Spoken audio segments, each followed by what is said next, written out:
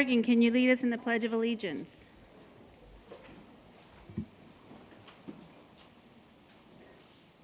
I pledge allegiance to the flag of the United States of America and to the republic for which it stands, one nation, under God, indivisible, with liberty and justice for all. Thank you. Roll call will reflect that all board members and cabinet are present except for Vice President Jonathan. Item 7, approval of minutes. Item 7.1, minutes of the special board meeting of March 10th, 2022. Is there a motion to approve the minutes of the special board meeting of March 10th, 2022? So moved. Tricia Pierce. It has been moved and seconded to approve the minutes of the special board meeting of March 10th, 2022. Any discussion? Hearing none, calls for the question. All those in favor say aye. Aye. Any opposed? Any abstention? Motion carries 4-0. Item 7.2, minutes of the regular meeting of March 15th, 2022. Is there a motion to approve the minutes of the regular meeting of March 15th, 2022? Approval of the minutes. Okay, is there a second?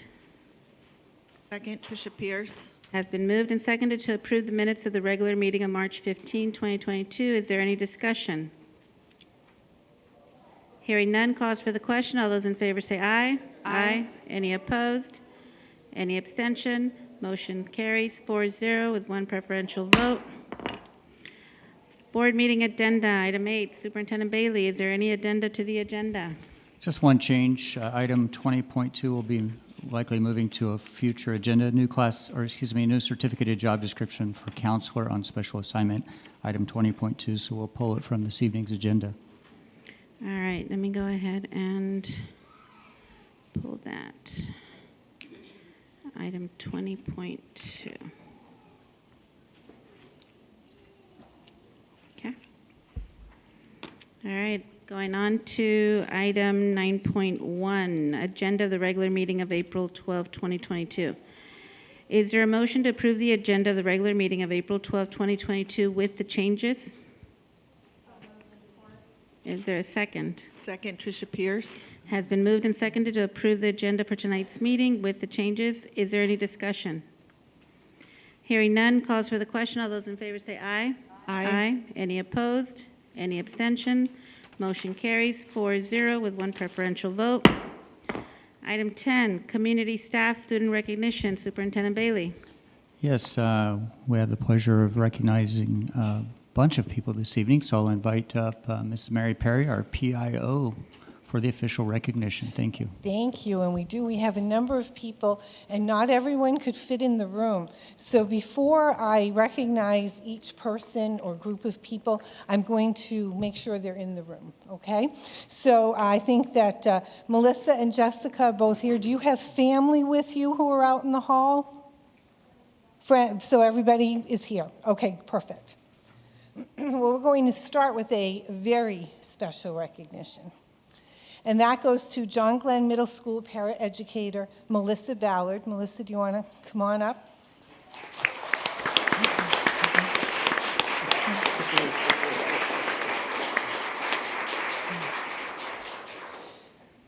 So Melissa is a paraeducator at John Glenn Middle School, and a student in her classroom began choking.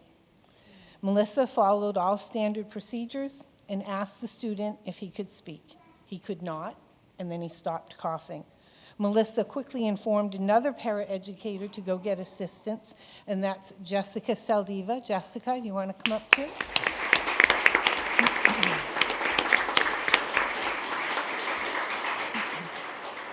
The child's face color clearly indicated a lack of oxygen, and his nose started to bleed. Melissa immediately lifted the child up, stood behind him, and performed the Heimlich maneuver.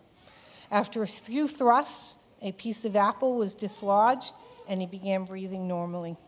So, Jessica, congratulations. Melissa, thank you.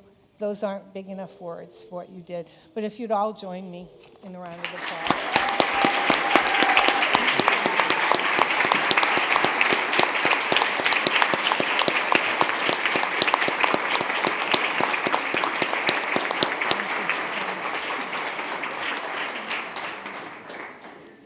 that not the best way to start a meeting?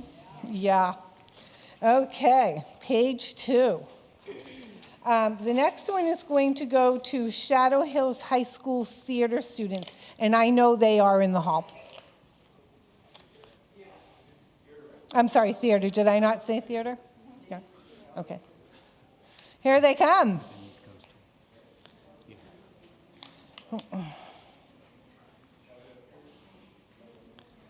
All right, are we all here? Yeah.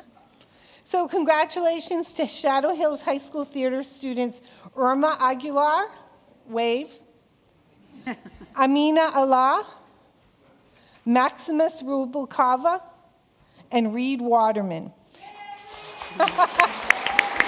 Apparently he has a fan club.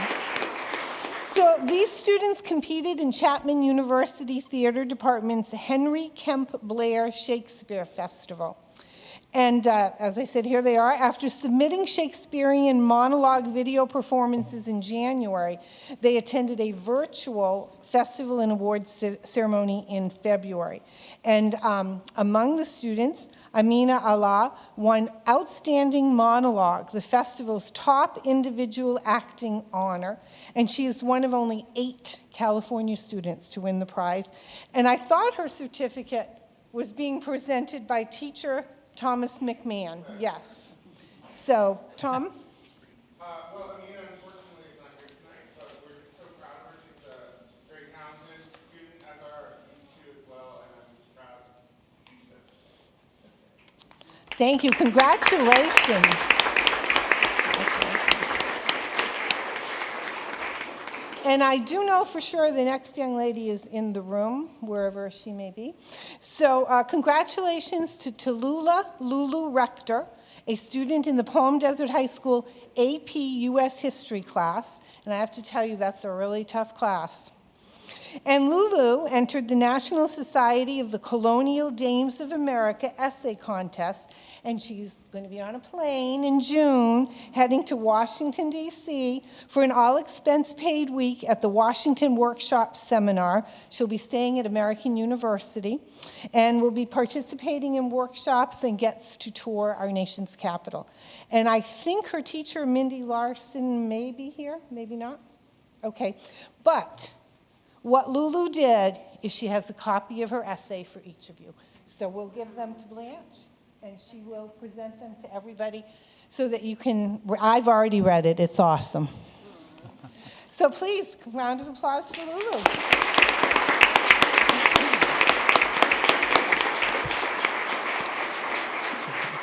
And I'm now going to invite up to the stage another Palm Desert student, Isabella Mazzei, who's a student leader, and she asked if she could come tonight to talk about the wrestling team because the team has won some incredible championships. So I'm going to step back.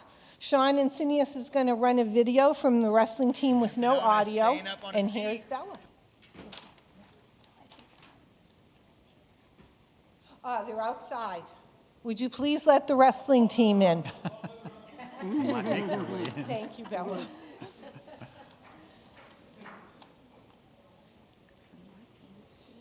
And Bella's a senior, and she just told me a few minutes ago that come the fall, she's heading to George Washington University in Washington, D.C.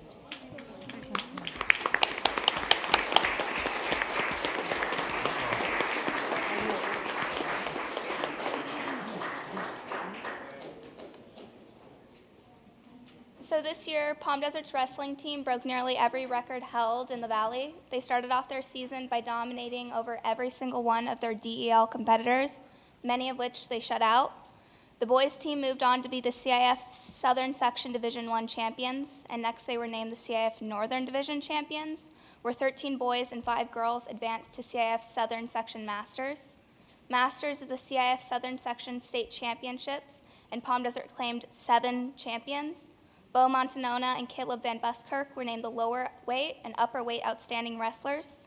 From here, 11 wrestlers moved on to state. The qualifiers included Angela Milojevic, Ethan Guillermo, and Eric Ramirez.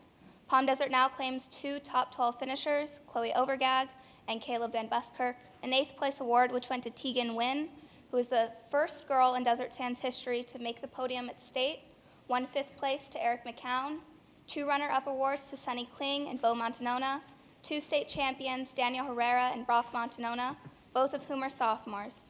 Brock was also named the Champion of Champions, which is given to the most outstanding wrestler in the state of California. Desert Sands would also like to recognize the outstanding sportsmanship demonstrated on behalf of one of its wrestlers, Bo Montanona, who handled an incredibly controversial ref call which stripped him of a state championship title post-match with humility and grace. Desert Sands is incredibly proud of this young team and wish them the best of luck in their future endeavors.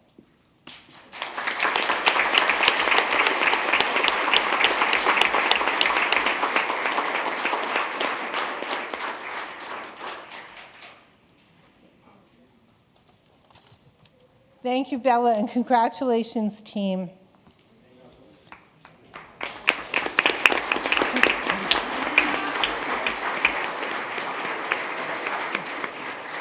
We're going to stay on athletics for a minute, but we're going to change high school. So we're going to go to Shadow Hills High School boys water polo team, and they are out in the hall as well. So they're going to come on in. The water polo. We're cycling in and out tonight. Shadow Hills water polo.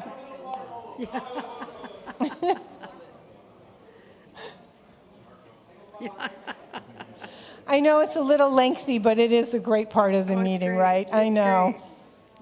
So I know you all know this right. gentleman, Coach Mike Duran. So guys, as I call your name, if you want to kind of give a wave so everybody can see who you are, okay? All right. So congratulations to the Shadow Hills High School water polo team. They were selected as the CIF California Army National Guard boys team for the month of January. They received the plaque that Mr. Duran is holding, and they won money to go have dinner at Spaghetti Factory. So have you already done that? Most important.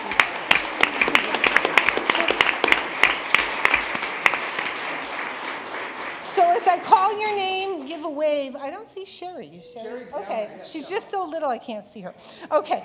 So head coach Mike Duran.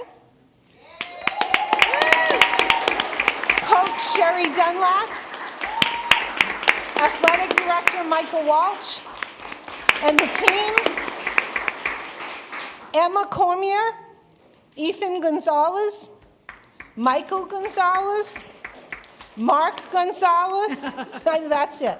Matthew Hall, Richard Lopez, Kevin McKilton, Amber Mercado, Jada Renteria, Riley Reyes, Freddie Rivera Serrato, Alex Rivera Serrato, Nicholas Romero, Adam Sembrano, another one with his own fan club, Bryce Stowell, Brennan Stowell, Salvador Tremper, and Javier Valencia. Congratulations, team.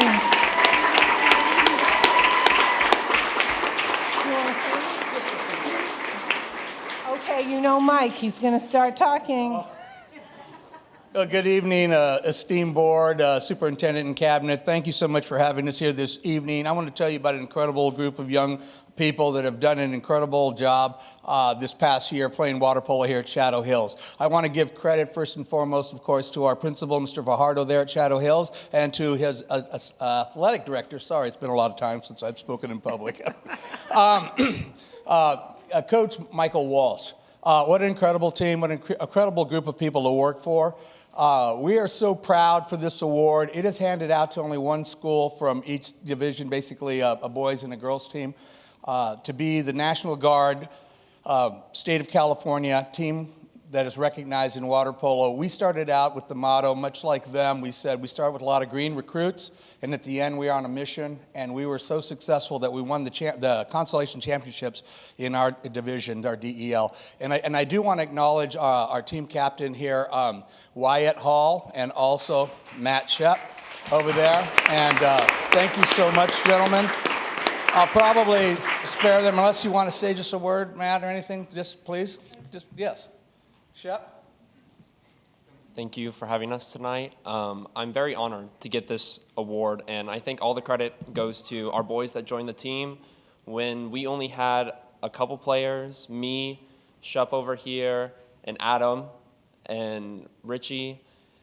These guys came in, and they came to a team that had no one. No one really knew about us, and they worked hard, and they never gave up. They stayed through to the end until we got consolation champs at DEL for our league. And I'm very thankful that you guys stayed with us. It was a war this season, and they fought through it. Thank you.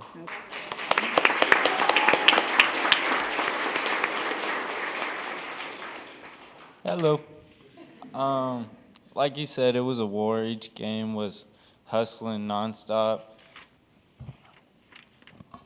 And we fought every second to pull out a dub or just to get even close. And all of our boys that came to, sorry, I don't really speak in front of a large group of people, but all of our boys fought every second in each game, and not a lot of them were that great, but we got better each time. I wasn't that great. I'm not saying I was. No, all of us, we had room for improvement, and we all improved tremendously. And at the end of the season, at the last game, all of us fought every second. The last game was nonstop hustling. Every person was giving it their all. And we pulled out with the win for the end of the season, and I was probably one of the most memorable games I've ever had at Shadow Hills. And it's became a family with these guys. And I'm glad I can call them my brothers. And that's all.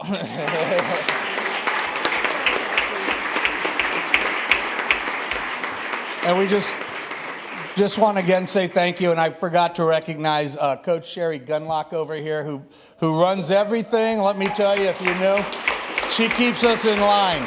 And what an incredible team. And Matt was very humble, and so was Wyatt, in discussing some of the accolades that they achieved during the year. But when you start with 2 kids and you end up at the end with the team that can actually battle other teams and give them a tough time, these gentlemen, to me, they have all the attributes of being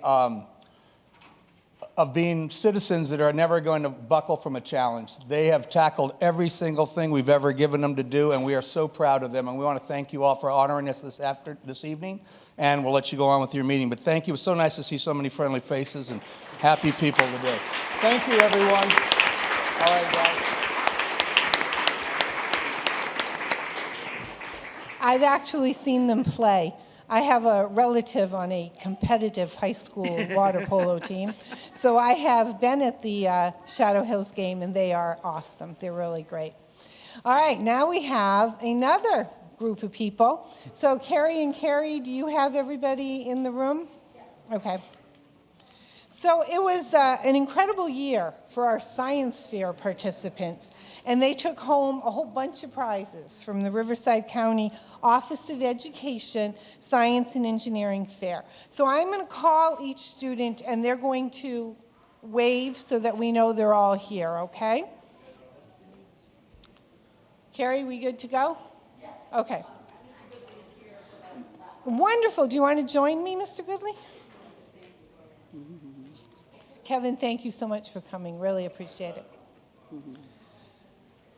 All right, how about if I read the list and you take it from there, okay? Absolutely. All right. So Kevin here is from our COE, and he came all the way in tonight in order to help us present the certificates.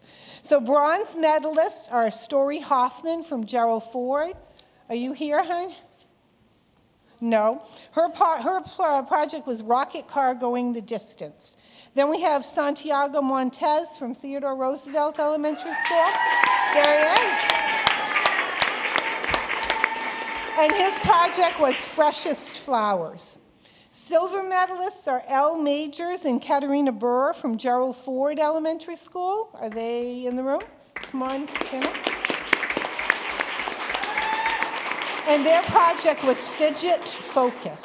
Another silver medalist team is Grady Tice, Tori Sawa, and Lily Tohami from James Carter Elementary School. And I'm so intrigued by some of these titles. Their project was Crazy Curds. So I'm not real sure, but I'd like to know more. We also have another silver medalist, Gabriel Alvarez from James Monroe.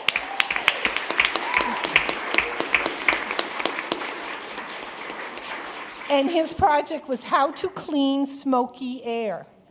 We also have from James Monroe, Deanna Thielen, whose project was the Hummingbird Project.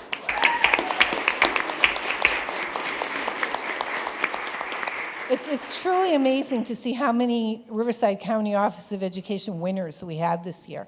It's just fabulous. So our gold medalists are Ariana Sandoval and Evelyn Trujillo from Amelia Earhart.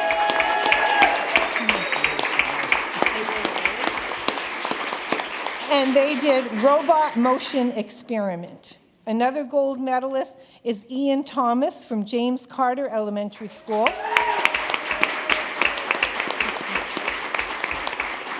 And Ian's project was personal air conditioner. We also have a gold medalist who's sitting over there in the front row, Emma Badai from Carrillo Ranch Elementary School. And Emma's project was a simple and affordable method to study the food preferences of mosquitoes using food dyes. But Emma didn't just get the gold medal.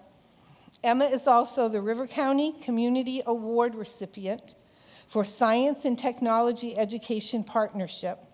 And it is the most prestigious award of all, the Elementary Sweepstake Award, and she brought her trophy with us. Kevin, would you like to-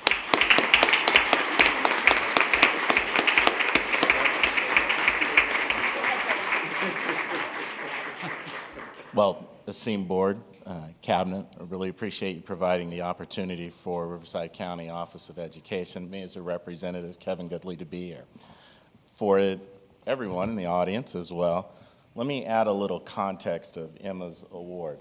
So this year's Riverside County Science and Engineering Fair, we had over 28 public school districts, charter schools, and private schools representing in the competition.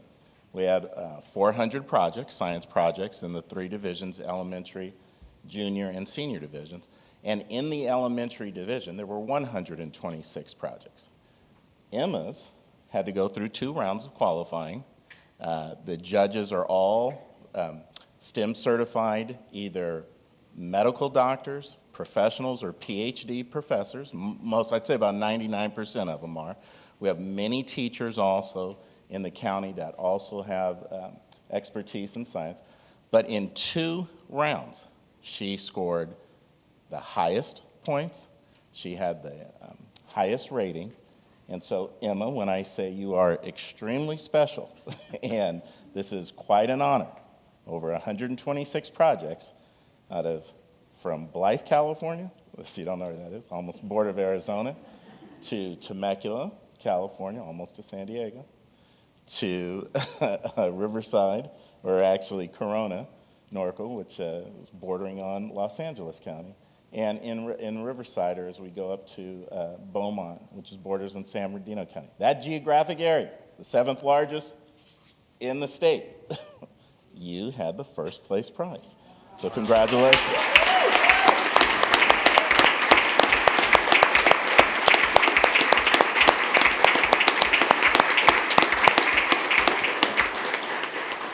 And finally, I really would just like to say thank you so much for Carrillo Ranch Elementary School, for your teachers, for Mrs. Carrie Isbell and Mrs. Carrie Penny. Thank you so much. For Mary, thank you so much for inviting. And for Desert Sands Unified School District, this is quite an honor, and I really appreciate the opportunity for the county to come over and recognize your accomplishment. Thank you.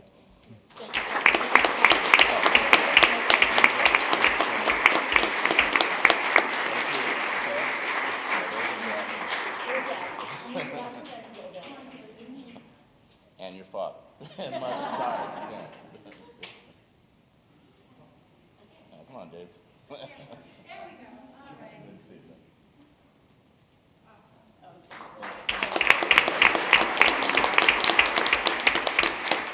we go. congratulations. And I, too, would like to thank Carrie and Carrie, the Carrie Squared. They do an amazing, amazing job on this science fair. And not only what happened at Riverside County, but our own virtual, I guess, right? And then onward back to real. Aha.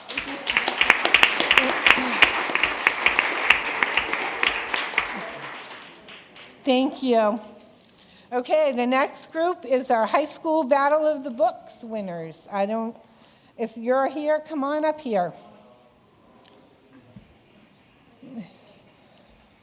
So we're kind of traveling through all the high schools tonight. It's kind of cool.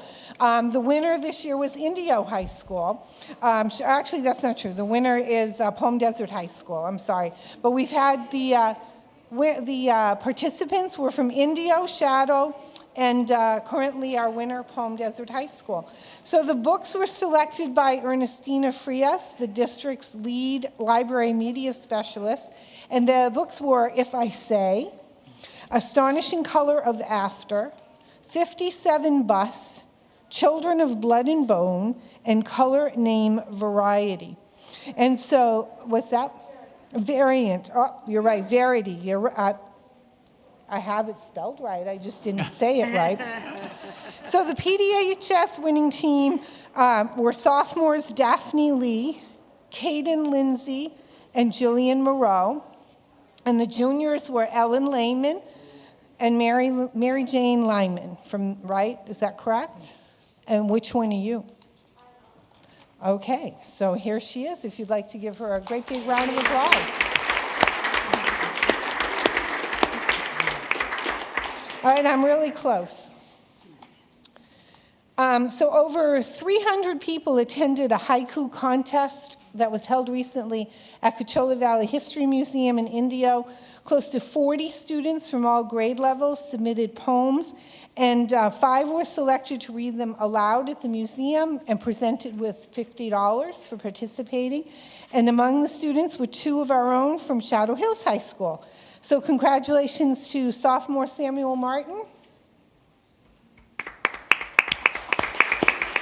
and senior Aki Johns. If they are here, I don't think they're here.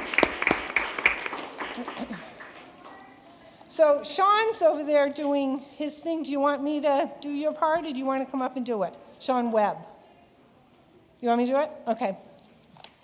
So you know, every month, Sean spins the wheel for all of the staff members who were nominated with an IT, an incredibly talented recognition. And in March, there were 111 nominees. And I have to admit that I nominated a lot of them because of the incredible art exhibition. And so all of the people who participated in the art exhibition. And so that was so great that what happened, and I'd like to have you take a look at the art exhibition video that the other Sean Insinius created. And so the 2 winners are both people who worked really hard on the art exhibition. One is Angela Torres, our communication intern, and she created the logo, the flyer, the program, and she hung all the art. Wow. So she was a huge part of this event. And I don't know if Sydney is here, but I didn't see him. Sydney Miramontes from Lyndon Johnson, his name was also drawn. And you'll recognize his artwork very easily. It's the big wooden pallets at the end of the hall. That is a Jackson Pollock look to it with the Johnson mascot.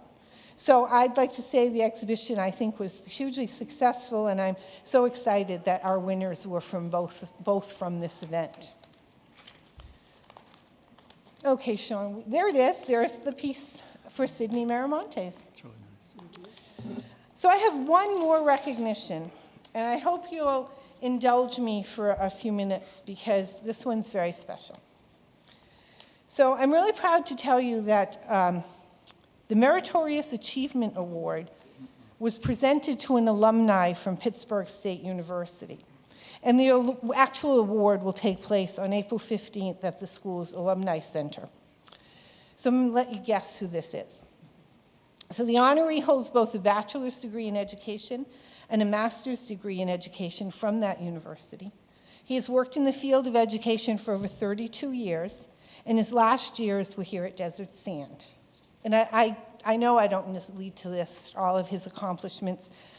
I think we all know everything he's done for this district. So we'll be recognizing him again in June as we say farewell and congratulations upon his retirement.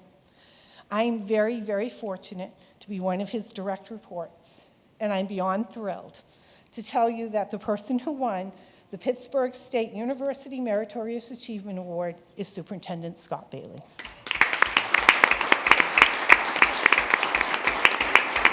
Thank you. Thank you. Okay, we're going to move on to item 11, introduction of new and recently promoted employees. Superintendent Bailey. Yes, I'd like to actually recognize Dr. Hyde. Do you have any items? I have several items. Thank you.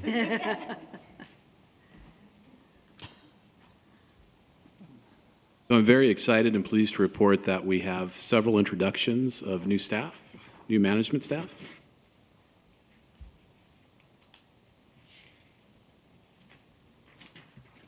And I'm pleased to introduce Michelle Mendizabal, Program Specialist, Special Education.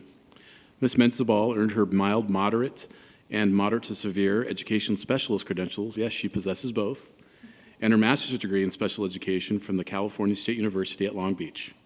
She spent 10 years working in education, 8 of those in special education setting in a mild to moderate and or moderate to severe settings. Ms. Mendizabal would like to thank her husband Chris, her sons Oliver and Harrison, her mom, and her sister for all of their support over the years. She is very excited for this new opportunity, and we are very excited to have her as part of the DSUSD leadership team. Welcome. Please come up, say a few words about your guests. Thank you so much for this opportunity, and I'm so thankful and proud to be working with such an awesome special education team. I have my mom, my sister, my 2 sons, and my husband here supporting me, and I'm so honored that they're able to be here to see this. So thank you so much.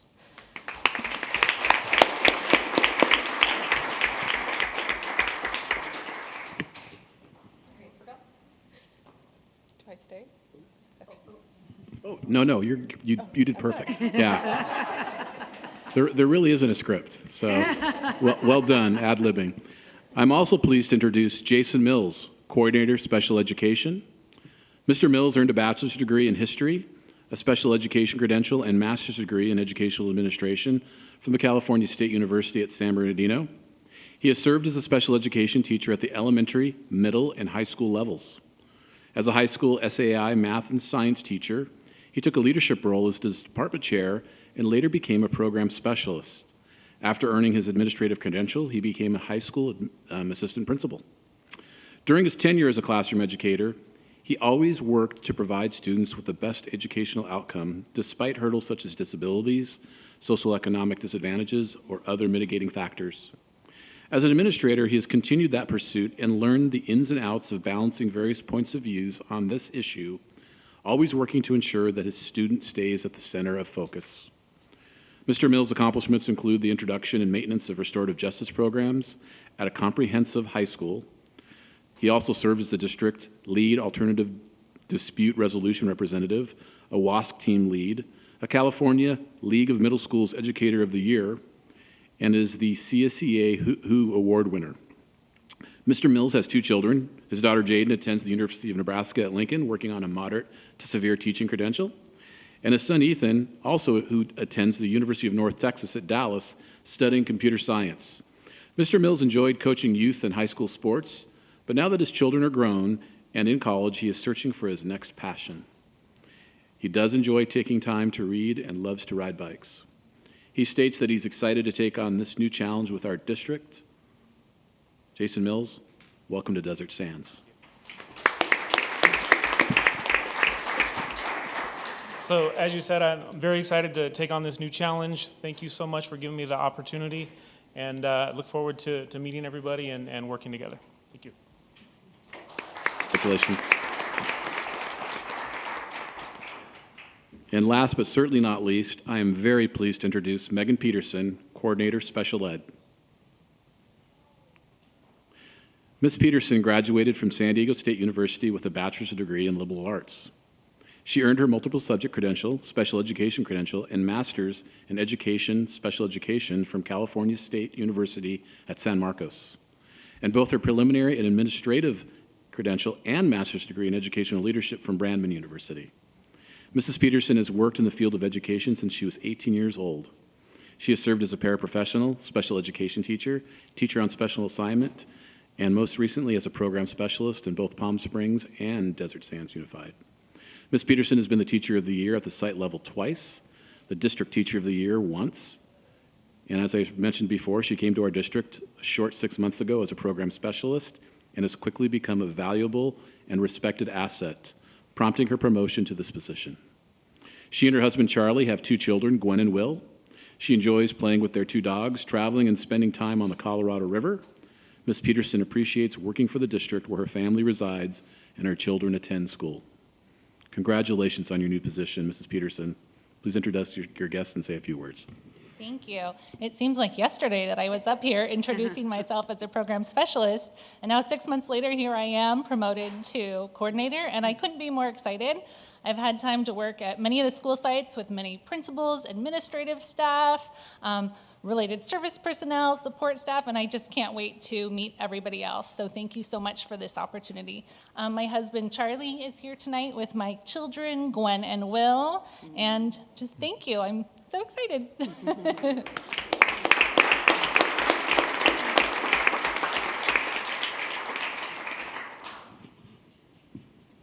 Thank you.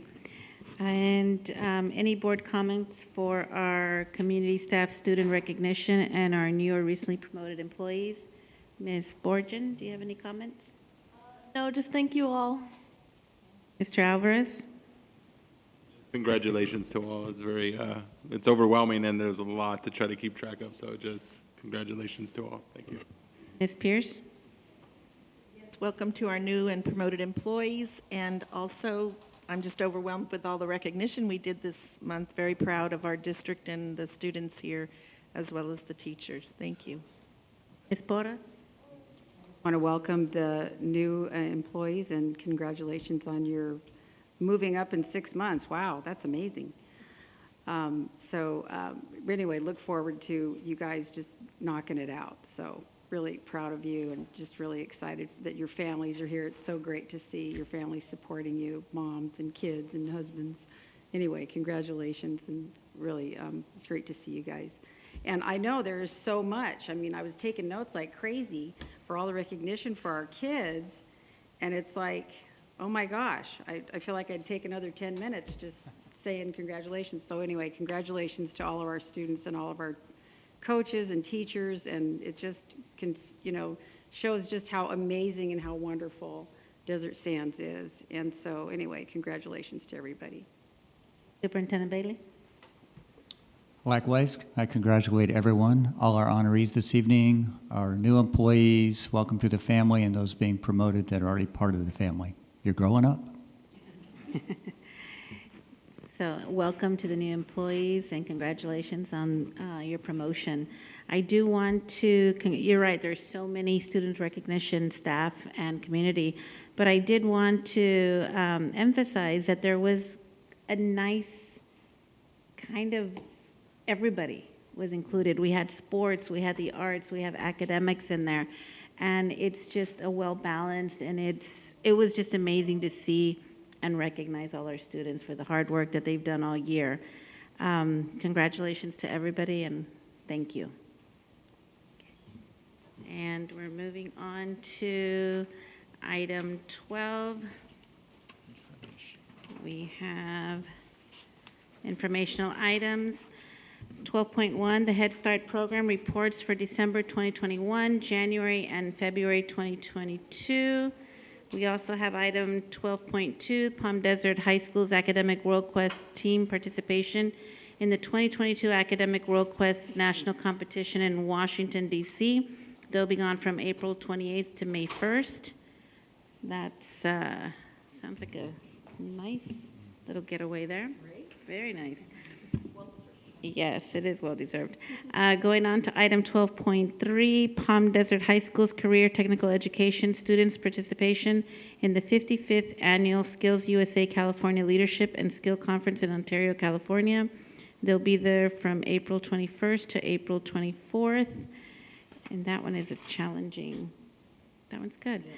Moving on, item 12.4, Shadow Hills High School's Academy of Technology and Landscape Management students' participation in the 55th Annual Skills USA California Leadership and Skill Conference in Ontario, California as well. They will be there April 21st to 24th. Item 12.5, Quarterly Report Summary on Williams Uniform Complaints, January through March 2022, and I noticed there were no complaints filed with any school in the district. So that's always nice to see. Moving on to item 13, staff conference items. We have 13.1, the Quinta High School's Associated Student Body Report. Superintendent Bailey. I would like to bring to the mic Kylie Borgen.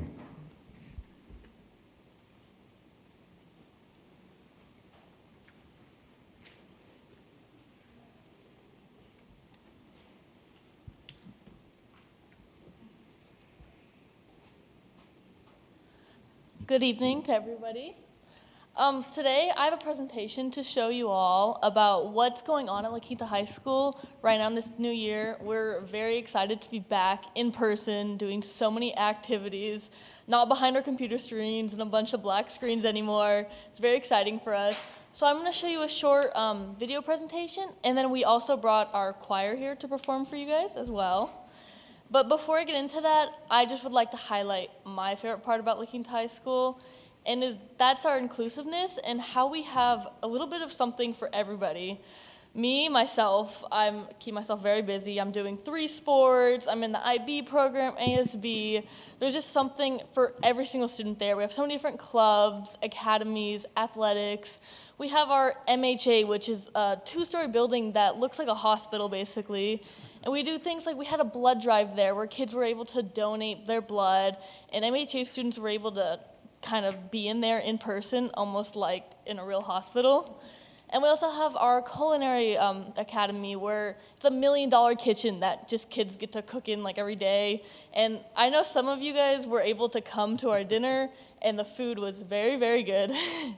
So that's just some of the things at LQHS that I personally love.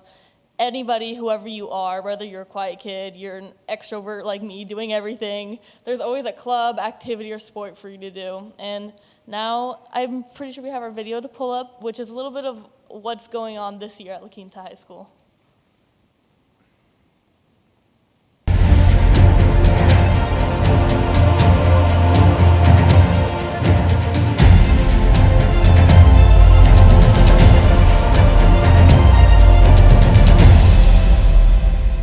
There's a star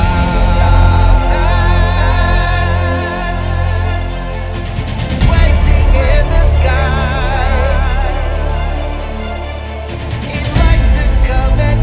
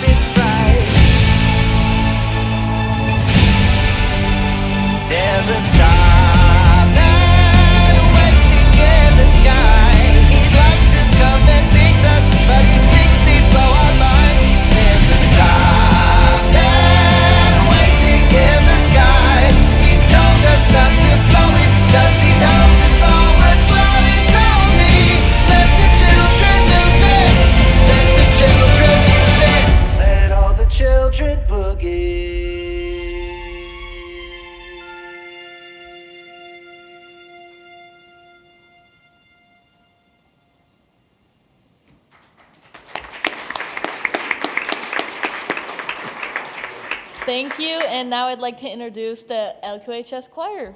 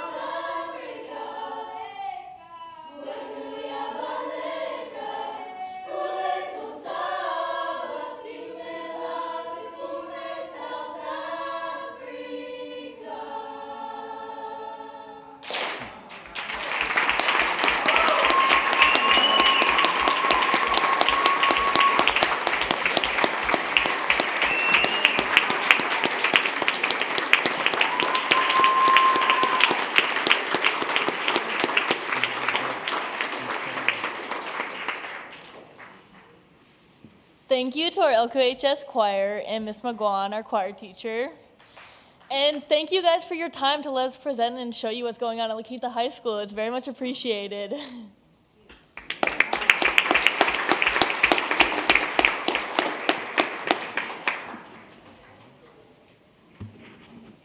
Any comments from the board? Mr. Alvarez? Well, that was awesome. That's it. Ms. Pierce? I loved it. I wish I knew what it meant in that language, what it was talking about. It would be great. Thank you.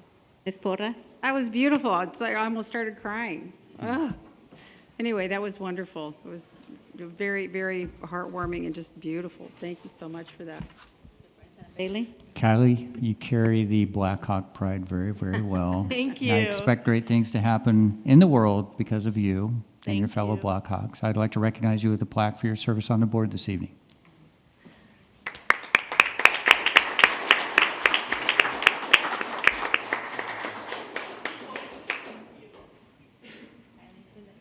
Pleasure to have you on the board with us. I think the choir sounded amazing.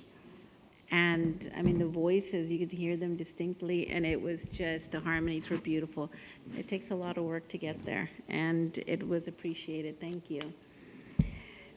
And now we're moving on to item number 14, public hearing.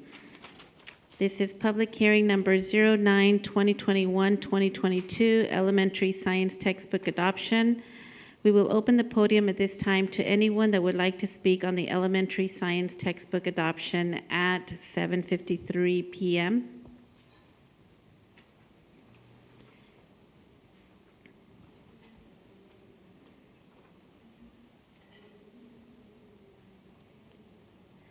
Seeing none, I will close the public hearing at 7:53 p.m. Thank you.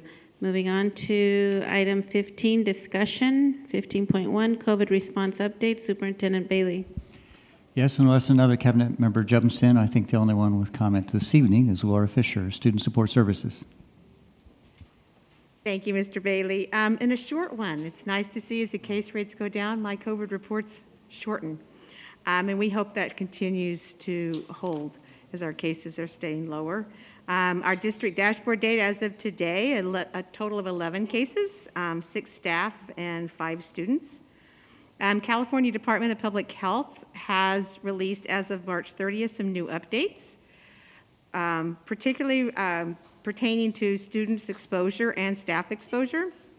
The change is now all asymptomatic exposed students, regardless of their COVID-19 vaccination status or location of exposure, which means whether they were in school or there was an outside exposure, say at home or in the community, can continue to take part in all aspects of K-12 schooling, including sports and extracurricular activities, unless they develop symptoms or test positive.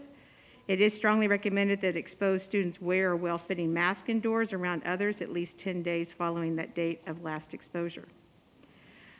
Exposed students, regardless of vaccination status, should get tested for COVID-19 with at least one diagnostic test within 3 to 5 days after last exposure, unless they've had COVID-19 within the last 90 days. And I guess, of course, testing is available in the health office or isolation rooms at all school sites. There's daily district testing sites found on the superintendent's super seconds, where we also have take-home student tests at the sites. Exposed students that have had COVID-19 do not need to be tested and do not need to follow that testing protocol. It is a little different for staff. They are determined by California Occupational Safety and Health Administration, but are known as Cal-OSHA. Cal-OSHA is updating their emergency temporary standards as of April 21st and are expecting to align with California Department of Public Health. In the meantime, they will follow the same guidelines as we have noted in our COVID safety plan, where if you're exposed and unvaccinated, booster eligible without the booster, you do have to quarantine for 5 days and test on the 5th. And if asymptomatic and negative, can return. Those staff that are exposed but vaccinated and boosted and asymptomatic can continue to work. The other update is in regards to the vaccination tracking. There are no new recommendations at this point for unvaccinated staff at this time. The required weekly testing remains in effect for the remainder of the school year, and no information yet on summer or next school year. But we are keeping updated and watching for that information. And last, additional student test kits have been provided at all school sites and will be available and recommended for use over spring break before returning to school. And that's all. Thank you.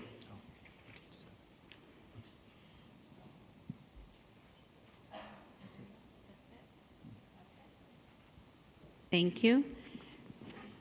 And we're moving on to public comment on open session items. There were no online comments. Communications from the floor. In accordance with bylaws of the board 9323, time is reserved for oral communications by members of the Board of Education or by citizens present. Citizens wishing to be heard on agenda items shall have a 3-minute limit and should indicate their intention at this time. In accordance with the law, decisions of the board cannot be made on any matter not previously published before the board meeting, as indicated in bylaws of the board 9323.2. First person is Nicholas Rose.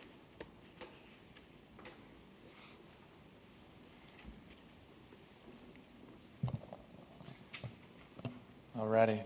Good evening, ladies and gentlemen of the board, members of cabinet. I'm here tonight because on one of our board agenda items is our new CSEA collective bargaining agreement with the district, and this agreement was kind of a long process. It took us about 5 months at the table of kind of going back and forth, but it was important to put in that time because this is now a 3-year agreement. This is what is in place through June 30th, 2024, and the changes that were made are really exciting. That Article 10 is our hiring, transfer, promotional language. There's some great things there. Dr. Hyde has, I guess, stepped away, but kudos to Dr. Hyde, to Jordan, to the members of the district's team. It's really exciting to see the commitment to an open, transparent rubric scoring system, hiring process, and that was something we really wanted to focus on at the table. That ultimately, as a school district, we want the best people here for our students. All the recognition that we saw today, all these kids, you know, it's our teachers, it's our staff making that happen. We had Melissa honored as a paraeducator. You don't want, you know, the lowest quality person. You want to have a workplace where someone will step in and perform the Heimlich and save a student's life. You want to have staff that are invested, that are loyal, that are here putting in 40 years, 30 years, and feel that appreciation. And so I'm just really excited to have worked with Dr. Hyde and the district's team to put together this deal that I think accomplishes that. That I think this is a very positive step forward in a labor market where we're seeing companies like Amazon and their workers trying to unionize. In a labor market where only 10% of United States workers are in a union, this is a very special thing that we get to do. We get to come to the table, we get to work together to make Desert Sands a better place to be, a more attractive place to be, the district of choice. When we're out there looking for candidates, when we're out there convincing people, hey, put in your time, put in your effort, this is where you want to be, build your career. That benefits our students, it benefits our community.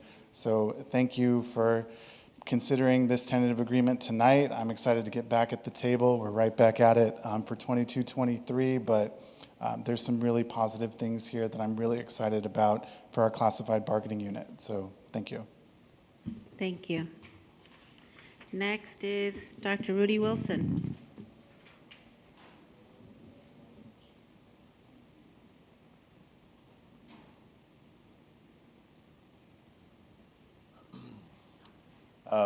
Good evening, Superintendent Bailey, Board of Trustees, and Cabinet members.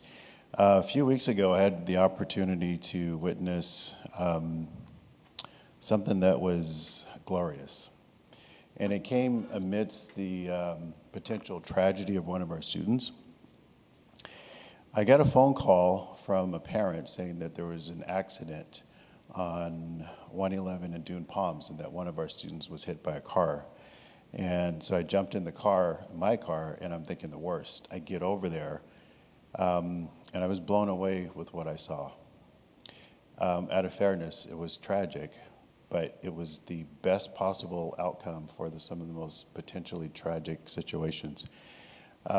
This angel here, she had my student. She was on the ground, and the student's head was on her lap. And this was the student who was hit by a car. She was actually run over. And I was amazed at how calm the student was, and it's because she was taking good care of her. To the point where I thought, did she really get hit by a car? Because she's so calm. And at some point, she was actually texting on her phone. The whole time, she's keeping this young lady very calm. And I was just blown away because I could imagine the worst possible outcome, and everything that could have gone wrong, she helped to make it better. The police department showed up, sheriff showed up, the EMT showed up, and everything remained calm. The only time the young lady was hysterical is when the EMT said, "I'm going to have to cut your pants." She lost it. And so what did she do? She said, "No worries, I will buy you a pair of pants," which she did. The father of the student showed up, and he is the second person that I want to recognize today, and he happens to be an employee, and he's translating as we speak. after realizing that his daughter was in great hands, and I couldn't imagine as a parent that I would do this, he actually goes up to the lady that hit our student to comfort her. And come to find out that, as I said, he works for our district. He works here at the district office, and he's just an amazing human being. So with your indulgence, I'd like to recognize two of our angels in this wonderful community that we serve. First is Jose Tamaez, who is not with us. He's translating, and I will give this to Blanche, and she'll make sure she gives this to him. This is an award that we give out to our students, and we base it on the Blackhawk Way, and I apologize, I know. This is the Caring Award, just because of the amount of caring that he showed to everyone. And then, of course, Sherry Haynes, would you come up, please?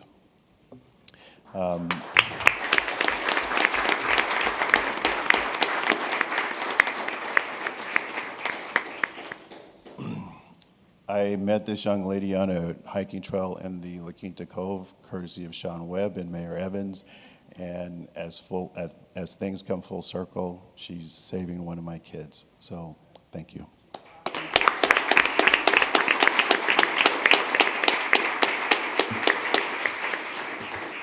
Thank you. Next person is Catherine Silvera.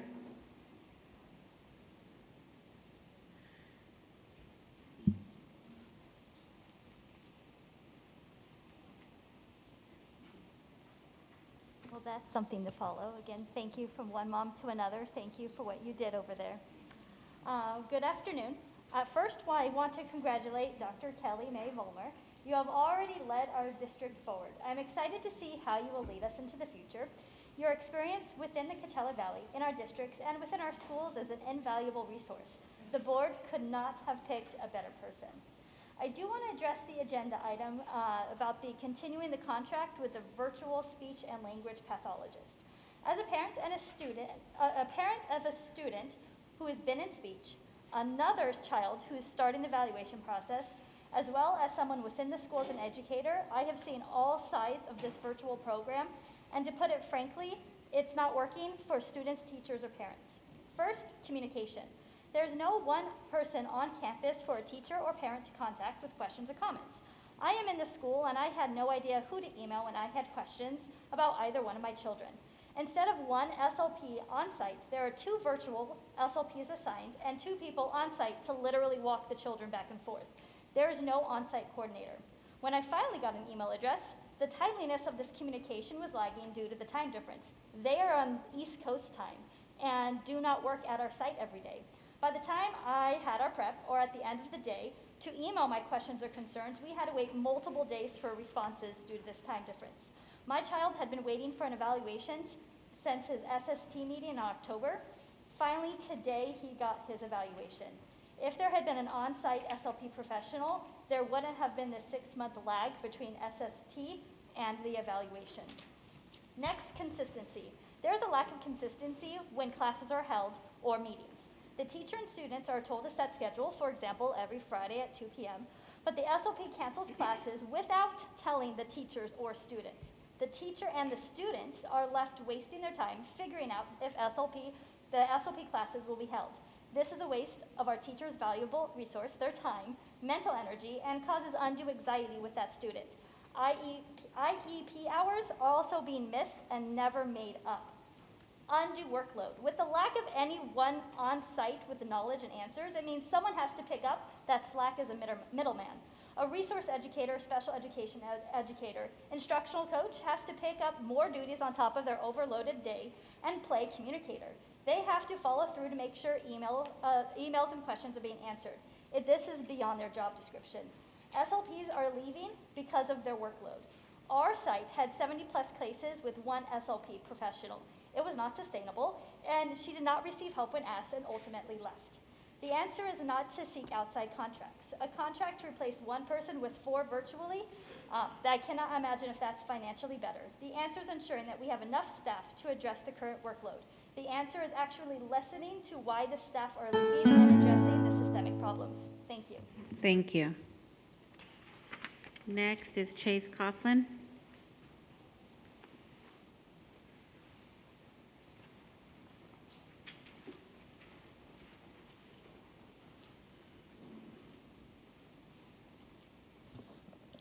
Hi, I'd like to speak about the new superintendents being put in. Tell her about some of the conditions that have been going on in my school. One of them is that in both the boys' and girls' bathrooms, there's no seat covers, and there hasn't ever been seat covers in the bathrooms, but there is in the teachers' bathrooms. Another thing, talked to some of my female friends at school. They have dispensers for feminine hygiene products. They're always empty. In the boys' bathroom, there's no mirrors because boys broke them and they never replaced them. The soap dispensers are usually empty, or there's no soap in it. And in most of the bathrooms, they're usually dirty and there's usually pee all over the floor because, well, it's teenage boys, but they never are cleaned. And I think there should be someone supervising the bathroom to make sure there's someone there and that they're not, messing around in there. Another thing, the elevators in my school have either been broken or anytime I've used them, I've seen kids vaping in there. I've also seen kids getting intimate in there, if you know what I'm saying. And I have also seen kids get sexual favors in the hallway during passing period. That's another thing. And the teachers only get a $100 budget each year to spend on their classrooms. With inflation being 9.6% and above, I think they should get more. And just in general, they should be getting more. Another thing is, if you know my situation, I was kicked out of school for 7 months because I couldn't wear a mask. You messed up, you did not allow me in, and now, because of that, I have to attend summer school for 6 weeks. I'm giving up my summer because you messed up. Another thing is that with that $100 they give to the students, they are spending more money paying people in the administration than they are paying the teachers who are doing the brunt of the work. A lot of the teachers are leaving at my school, many for different reasons. A lot of teachers are burnt out. It's happening all over. People are sick of dealing with things that don't work, like, I don't know, the policies that have happened that have made gas $7 a gallon, the policies that have made it where taxes are overpriced, where inflation's through the roof. And another thing is, if you're not allowed to have your own, if you're not allowed to protect yourself in a situation, sorry, I'm done. Thank you. Next is Lynn Rousseau.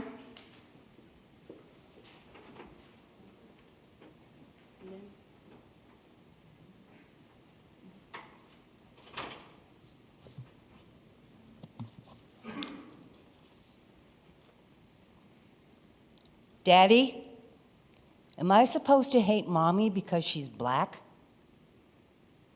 Are we queer? What's a transgender? Am I supposed to like something called sex? These are questions to parents from 5, 6, and 7-year-olds. Not because of gossip heard from their equally young peers, but from public education. Why? Why aren't they telling their parents about the excitement of learning to read, write, spell, arithmetic, history and English, music and art?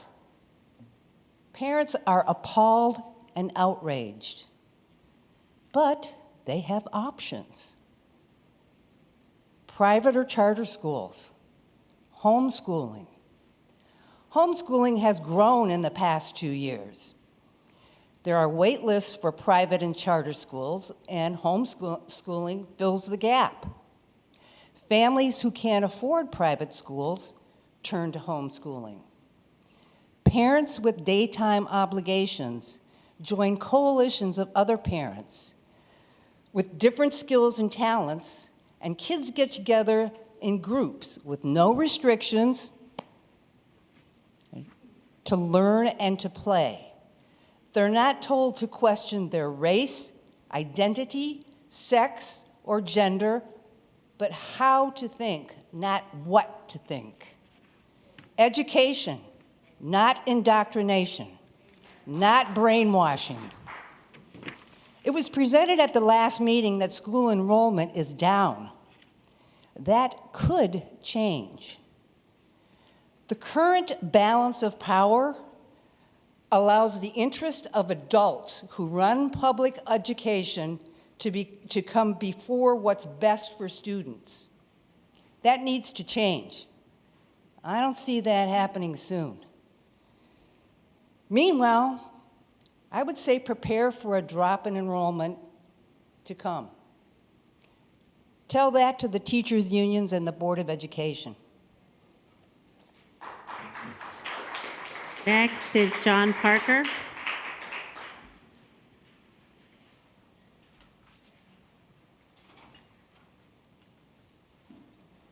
Whenever I hear other people talk, then I want to change what I was going to talk about. I want to highly recommend that everyone read The Real Anthony Fauci.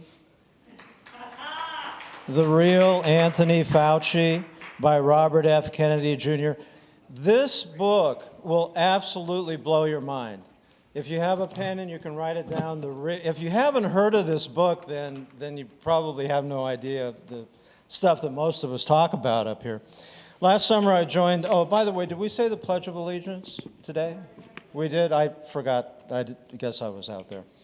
Last summer I joined a group of parents and concerned citizens to rally support to protect the children who attend Desert Sands from medical tyranny and child abuse. As the year played out, we could see that the mandates and restrictions being imposed on children and parents had nothing to do with science and everything to do with advancing an agenda, controlling and indoctrinating children with an ideology and substances that would destroy their minds, damage their bodies, and kill their spirits. Boy, I would love to go into a classroom sometime and see what the kids are like these days. Now, I can see that a lot of them are wonderful, and I'm not saying anything about them at all. Week after week, we would present facts, studies, and statistics, common sense, and genuine emotional concern for the most vulnerable in our society. That would be our children. Those concerns were met with silence and utter lack of empathy for those in your charge. We have to wait before we get direction. We have to wait to get direction before we can do anything, was what I heard when it came to masks and vaccines and the rest of it. We have to wait for direction. That's the same thing as I'm just following orders, and we know what happened with that. Parents and educators were silenced, fired, or branded terrorists by the government they elected to protect and serve. There are political prisoners in this country whose crime is questioning the legitimacy of people in power. That's our right as American citizens, and the day that's gone, it's over. The first time I appeared before you, some of you might remember, I got very agitated, and the reason was I said, there's going to be a day when you're going to want to inject children, and I said, that's a bright red line you cannot cross over, and here we are. Are you, quote unquote, vaccinated and injecting them for the original corona or COVID? Is it the original version? Or is it the Delta or the Delta 2? Or is it the Omicron? It's the old. All this is about, and all of it is about, is money. The pharmaceutical companies have inventory to sell. These programs are funded by dollars, and that's why you push them. Thank you. Next, Wendy Byer. Oh, no. Yeah, go ahead. Go ahead, Wendy. Sorry. No worries. We're going to talk about settled law tonight. Everyone wants to hear that term. Oh, it's settled law. We have homosexual marriage. Oh, it's settled law. We have abortion rights, and now infanticide we're going for. Congratulations. Well, here's some settled law. 458 U.S. 747, New York v. Ferber, Supreme Court of the United States. I read this to you before. I'm going to read it to you again. I put you on warning. You are already losing court cases involving Cal Sex Ed and sex ed across this country and obviating the right of parents, and you will continue to lose, and it will go to the Supreme Court. And if you overturn this settled law, let's go for the settled law involving abortion and homosexual marriage. Tell me what marriage is, please. A person is guilty, this is a quote. Want me to give it to you again? I'll give you the citation again. 458 U.S. 747, New York v. Ferber. A person is guilty of the use of a child in a sexual performance if knowing the character and content thereof he employs, authorizes, or induces a child less than 16, not 5, 16. You're teaching these kids gender change? You're not telling their parents what's going on? They're 5, 16, Supreme Court of the United States. Years of age, to engage in a sexual performance or being a parent, legal guardian, or custodian. You are custodians of such child. He consents to the participation by such child in a sexual performance. Here's the definition of sexual conduct for you in this Supreme Court case. Means actual or simulated sexual intercourse. This is what you're doing every single day. Deviant sexual intercourse. I challenge you to look up this case and read their definitions for deviant sexual intercourse. It includes anal and oral intercourse. You're doing this every single day under the age of 16. You are against the law. Sacramento is flying in the face of the Supreme Court of the United States. Sexual bestiality, hopefully that's not in there. Masturbation, that is. Sadomasochistic abuse, again, you better look up the definition. Or lewd exhibition of the genitals, that is in there. In Cal Reporter, let me give you this case. Bernal v. Fainter, 467 U.S., now that's a Supreme Court case. And Weber v. City Council, that's 9 Cal Reporter, third pages 950 and 958. The state has to have a compelling interest in pushing anything on a child. And if they do not use the most, let's see, what's the word? The least restrictive means, they're in violation. You can be sued. And by the way, I will be happy to work for free for the lawyers to do it. Stop doing Thank you. Next is Kenny Snell.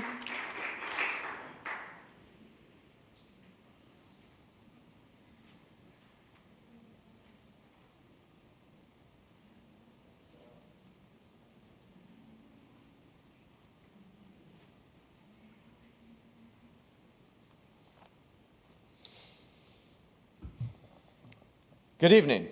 First, I'd like to point out that DSUSD bylaws 9223 number 3 and California Government Code 5494.2 state that without taking action, board members or district staff members may briefly respond to statements made or questions posed by the public about items not appearing on the agenda. According to the Peace Act, which requires a bachelor's degree for peace officers and CHP, which was signed into law in September 2021, and I quote, "Scientific evidence on young adult development and neuroscience shows that certain areas of the brain, particularly those affecting judgment and decision-making, do not develop until the early to mid-20s. Did you get that? Children make poor judgments and decisions. This is written into California law. The district in the FAQs to its health curriculum number 19 mentions the California Healthy Youth Act and provides links to the California Department of Education. From those CDE prepared FAQs, we learned that, and I quote, "If a student so chooses, district personnel shall be required to address the student by a name and the pronouns consistent with the student's gender identity, without the necessity of legal documentation or a change of the student's official district record. The student's age is not a factor. For example, children as early as the age of 2 are expressing a different gender identity." The age of 2. So what if an activist adult with a nefarious agenda is able to get a confused or depressed child to simply state, "I'm confused about my gender, I don't want my parents to know"? Isn't that enough for this district to turn some unsuspecting parents, little Bobby, into Cindy while at school? The boy will be Bobby at home, but everyone at school will call him Cindy. The teachers and staff will be ordered to call Bobby Cindy, except when talking to the parents. At that time, they must call him Bobby. Those that disregard those orders could face charges of discrimination and/or harassment. The U.S. Department of Justice says this about groomers. The grooming process fosters a false sense of trust and authority over a child in order to desensitize or break down a child's resistance to sexual abuse. Do you think it is okay for groomers to change little boys into little girls and little girls into little boys without the parents' knowledge? Would it be okay with you if that had happened to your own children? We must assume this is so, for if you are true leaders, you would make very clear to parents how they could find out if their children are victims of this horrible law and policy. Can parents simply ask? The way I'm reading this, employees are required to lie. I want each of you to look into that camera that is focused on you. Explain to this community, why are you so supportive of this law? If you are not supportive, then why don't you make this clear as day to all parents, staff, and voters? Explain to parents exactly how they can find out if the DSUSD schools are in fact treating their Bobby as Cindy. Do this so the parents have a level of confidence that they're not simply being lied to. Thank you. Your time We all is want to up. know, but let me warn Thank you, sir. you, Your time your is up. silence on this will be absolutely Your time deafening. is up. Thank you. Lance Christensen is next.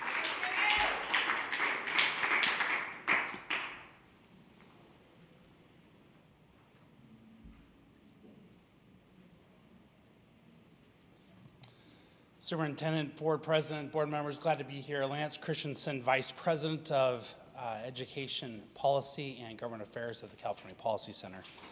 And I'm here at the request of parents to come speak on their behalf. The state of California has a serious problem in its education system. I appreciate the work and service that you put here as board members. I know that you're well attuned to the issues of the community. I just would urge and remind you to think about the things these parents have brought up tonight. They're very important to them. Education policy doesn't begin and end in Sacramento. It really happens here. And really by state law, you have a lot of flexibility to make different decisions about your kids' lives. I hope that you'll think about this as you go forward this year. There's a lot of attention being placed upon curriculum and transparency, being open with parents.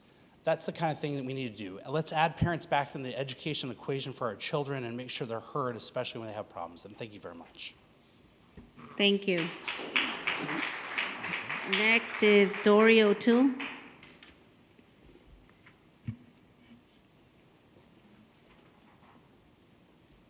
Good evening. I'm not really sure why I'm here. I don't want to be here. I'm a 65-year-old woman. I'm a mother, a grandmother. I'm a registered nurse. I've worked in healthcare my entire adult life. I was educated by privilege in a private educational system. I have been horrified what I have seen and heard that is going on in our educational systems in the public sector. It is an embarrassment. It is offensive, and it's like a bad B movie. And I believe and I ask that teachers not preach, but teach. There is no preaching except at a pulpit, and teachers do not have a pulpit. They have a textbook, and that's of question, but they should follow textbooks. And as far as pronouns, how many teachers even know what a pronoun is outside of gender pronouns? How many third graders know what a pronoun is, except when it's crafted to suit the narrative? I think it's embarrassing, and I think you all should be embarrassed. And look in the mirror and ask yourselves, what are you doing? How could you treat children this way? How can you force them to wear a mask? I'm a nurse.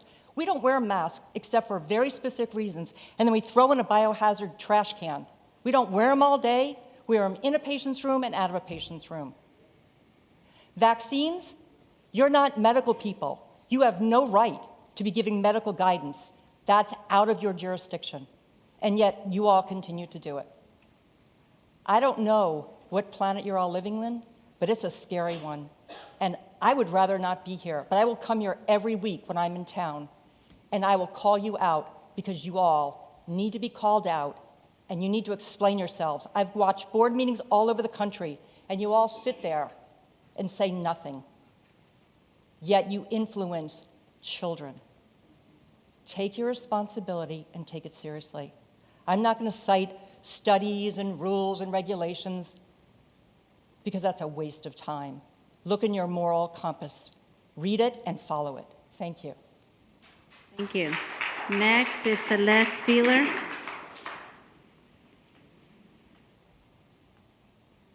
Celeste Feeler.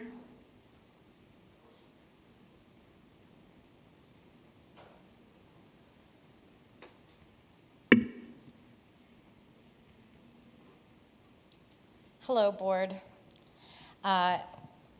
I just really want to say that, Mr. Wilson, I'm happy that you're actually here tonight because what we all saw on the news of the CRT being exposed and the privilege, it is real.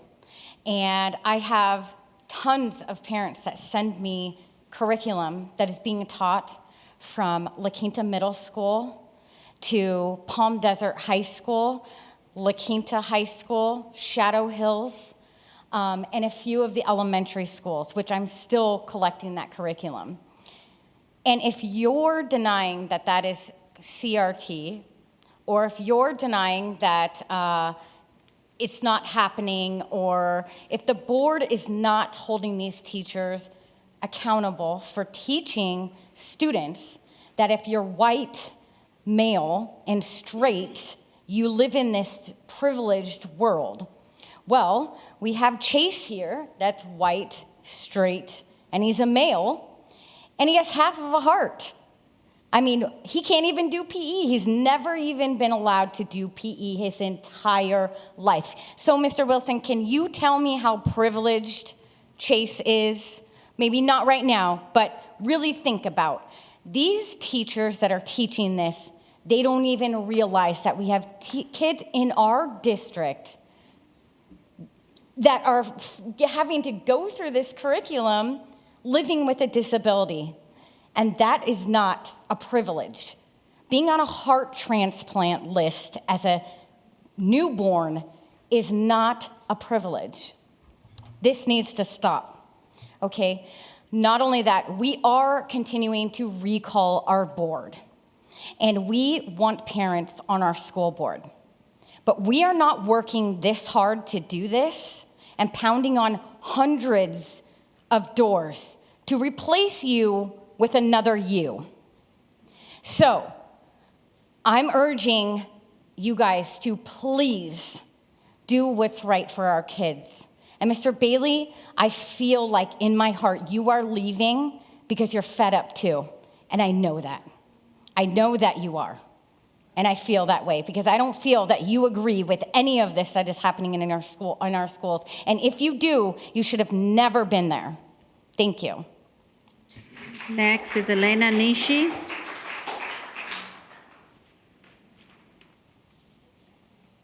Elena Nishi.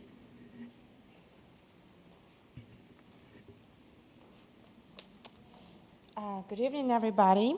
I'm here tonight to inform about current California bills that will affect every student in public and private school and make it impossible to go to school without being vaccinated against COVID-19.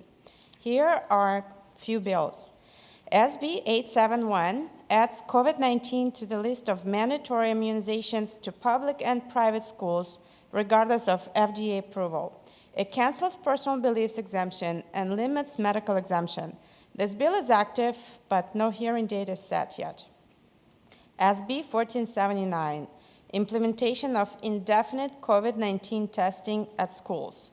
In other words, it's to gather data, track, monitor, and report. This bill passed Health Committee and is heading to Senate Education Committee on April 27. SB 866 authorizes a 12-year-old, sixth grader, to consent to medical treatment, including vaccination, without parental consent. This bill will take away parental rights to decide on medical care of their own children. It is active and amended, no hearing set yet. SB 1184 is to authorize health care provider to disclose your child's private medical information to a school-linked service coordinator.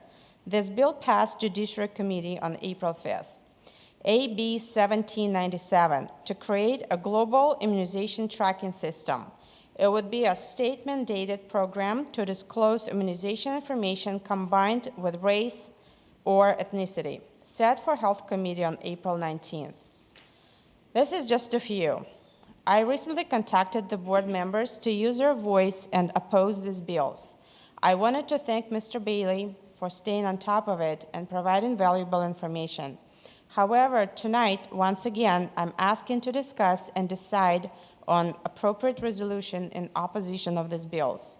For those who are watching live or will watch the recording of tonight's meeting, you can express your opposition by contacting Assembly members, Senate representatives, authors of the bills, committee members, by calling, emailing, sending letters.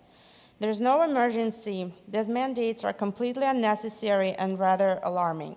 Kids are not at risk from COVID. Healthy children should not be mandatorily injected with experimental drug. Every parent should have the right to make an informed decision for their children. Thank you. Thank you. That concludes our public comments. Moving on to item 17, board and superintendent comments. Ms. Borgen, do you have any comments? No. Thank you. Mr. Alvarez?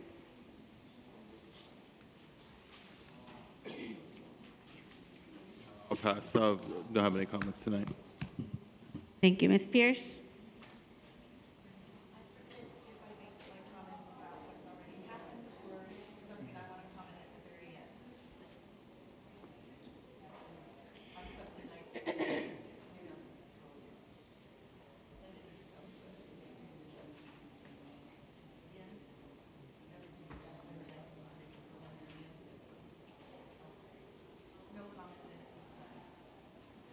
Okay. Ms. Porras? Right. I just wanted to say that I went to the art exhibit here at the district, and all the artwork was amazing that our kids did. It was a great show, art show. I got to meet Kevin Bebo's daughter that actually they showed a picture of the dress that she displayed. Emma. It's easy to remember your name because my mom's name was Emmeline. So, but she just did a fantastic job making this dress from scratch. I was just blown away. So anyway, kudos to you. Great job. And I also attended the annual Head Start program meeting with Dr. Jay Rallian and staff, and gave us updates on what's going on with Head Start, which is amazing. And I went to the One Future Awards at Agua Caliente with President Conover and Trustee Pierce. And our very own Kevin Bebo was honored by winning the Inspiring Leader Award. And also our Palm Desert High School teacher, Ronaldo Pais, won the Empowering Students Award. So really excited for them. And I also attended the ASB Spirit Banquet at La Quinta High School. Thank you, Dr. Wilson. I don't think he already left. Oh, there he is. It was really an awesome night. And I loved hearing all the students talk about their individual schools, and everybody had so much spirit. And the culinary program did an excellent job of serving the food to us. And I just felt like I was at a high-class restaurant because they would say, may I take your plate? And, so I thought it was really, really awesome. They just did such a great job, and the food was great. And I enjoyed the dancing. We actually got out there and danced. Dr. Wilson was out there dancing, so that was fun. And what else? Anyway, and Amistad won the Spirit Award. It was really hard to make a decision, but they just were awesome. They gave out little cookies that were really good. So. And anyway, I also want to say that I loved how Valeria Gutierrez from Shadow, her speech, what she said was that even though all of the students are individual, talking about the spirit of their own schools, that we are all one family of Desert Sands. And I just thought that was just awesome that she said that, because that's really true. Anyway, and so I also attended the Desert Sands Building Corps annual meeting with Trustee Pierce, and Dick Oliphant retired, and he passed the torch on to his son, Michael. And I attended the Caltrans Award ceremony with Trustee Alvarez, and this is a much-needed award for our North Indio area. And I'm born and raised here in Indio, so I've seen a lot of development and growth here in our valley, and Indio really needed this. So, and the Coachella Valley. Anyway, there was, Cathedral City Mayor, Indio Mayor, and Coachella Mayor were there. And anyway, I look forward to seeing the fruition of this grant. And also we celebrated the achievements of our students on Math Awards drive-through event with Mick, who did an excellent job with the bullhorn announcing everybody, and passed out medals and M&Ms to the kids, and the kids were super excited. The parents were super excited, so that was really fun to do. So anyway, that's all I have, so thank you so much. President, if you don't mind, I'll take the offer of a new trustee and get my minute back. Okay, cool. Thank you. I'll make it quick. So I know some of the things that I've done over the past couple weeks, it's been already kind of announced, but I'll just go ahead and kind of reiterate it from my perspective. I was able to obviously go and join CVAG, Caltrans over at Jackson Elementary. That was actually quite a unique experience from the perspective that I normally attend those things being municipal staff, and attending it actually wearing a trustee hat was a bit different for me. The fun part was, besides doing the event, was being able to see the vegetable garden that they had within the school. And then as an adult, a lot of times you don't see a lot of, let's say, festive decorations. So going to school sites during holidays is always nice because you get to see the Easter decorations and stuff like that. So I always appreciate that stuff. A little fun tidbit about attending or going through actually the office is that, you know, there was about 3 little ones. When I say little ones, they're probably kindergarten or first graders that are sitting there with their little masks on, and they're sick, and they have ice packs and other things going on. And, you know, the first thing I said, you know, I call my 3 kids and they're middle schoolers my babies. So babies, how you doing? It's just a generic thing that comes out my mouth. And so I told these 3 little ones, like, oh, look at the babies. And then I knew immediately that that was the wrong thing to do, right? So I apologized, and they said, we're not babies, we're first graders, right? So that was a learning moment, if you will, being at the school. I also attended the La Quinta business update, which was nice to see. It was a bit hot, so thank you, Blanche, for getting out that email early in the morning. I couldn't change my suit, but I did wear a big hat and protected myself. And then the ASB Awards were awesome. Thank you for hosting us over at the Quinta High School. Yes, we did dance. I danced reluctantly, but when a student calls you out, you kind of have to, you got to do the little, step up, right? But the food was great, and then the one thing I did share with Superintendent Bailey is the one thing I noticed with all the videos, because they showed videos of each school, and the one thing that, you know, again, with the municipal hat on, my eye seen, besides the kids having a great time and all the different opportunities, and I have to give the respect to the prior trustees that were here before, and the prior superintendents and the prior Jordans in regards to, you know, the buildings and everything behind them where the kids are attending are beautiful.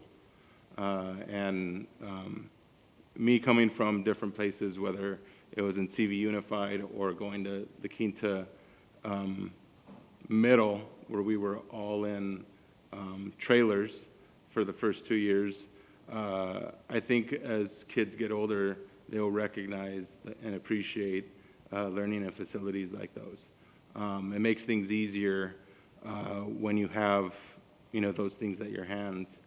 As a child, whether you know it or not, and as a parent, I think, you know, that's why when, you know, you guys, or we guys, say that we're the district of choice, there's obvious reasons for that. So it's just fun to participate and notice little things. And to be honest, you know, getting out of the thick of municipal government and seeing the kids and doing stuff like this, it brightens my day and my week and my month. So those are my comments. Thank you. Ms. Pierce? I'm going to take my turn now because I think it's the right time.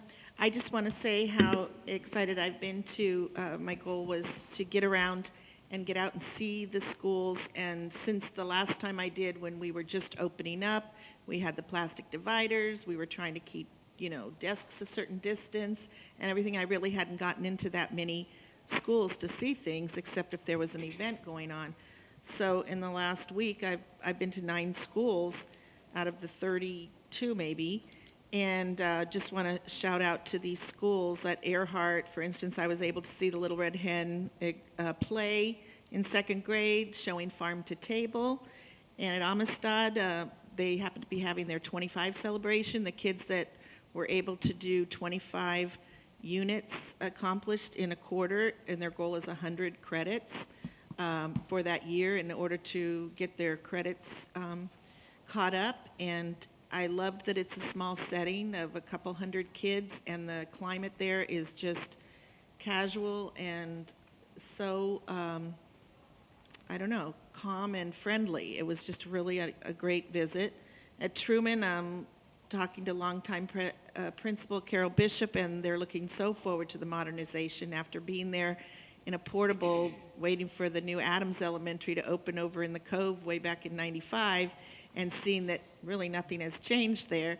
It will be a great asset to have that school modernized and have the other things that the other schools we've been able to do. La Quinta Middle, I was able to see so many STEM activities going on, and I loved the art teacher Stefania's public art display that they have planned, and they came in. I attended my first Goldfish Bowl last night, and they ended up getting a grant to help with that project, and the walls that will be displayed at will be just great. I love that the kids are putting art in the bathrooms, and positive messages all over. Again, the climate at that school is really nice. At Adams Preschool, my old place I've been at for 17 years, I can finally admit that as hard as it was for me to see it close, I love what they're doing for it. I'm gonna push for them to get their toilets lowered and their sinks without going up little steps for these little preschool kids. We really need to do that, but it's a wonderful facility with all sorts of rooms for sensory rooms, different play areas designated. Inside there are wonderful multi-purpose room where they can play and be out of the sun. To Page Middle School, a smaller setting for a middle school. I think it's really I don't know. It's how do you say it when not enough people know about it? That school is doing amazing things, and if somebody wants a smaller setting, they want kids, and we need to really get them to that school. There's great teachers there. I love seeing the Bill of Rights projects and stuff that the kids were willing to share with me. At Dr. Carry-On, I love the Avid Ambassadors today. One little girl even had a what do you call it, a little blazer on. They come right up to you. My name is this, I'm in this grade, this is my teacher, this is what we're working on right now. Do you want to see my agenda? They are organized. My boys could have used that organization. I mean, they are doing goal setting. It was amazing to see that going on.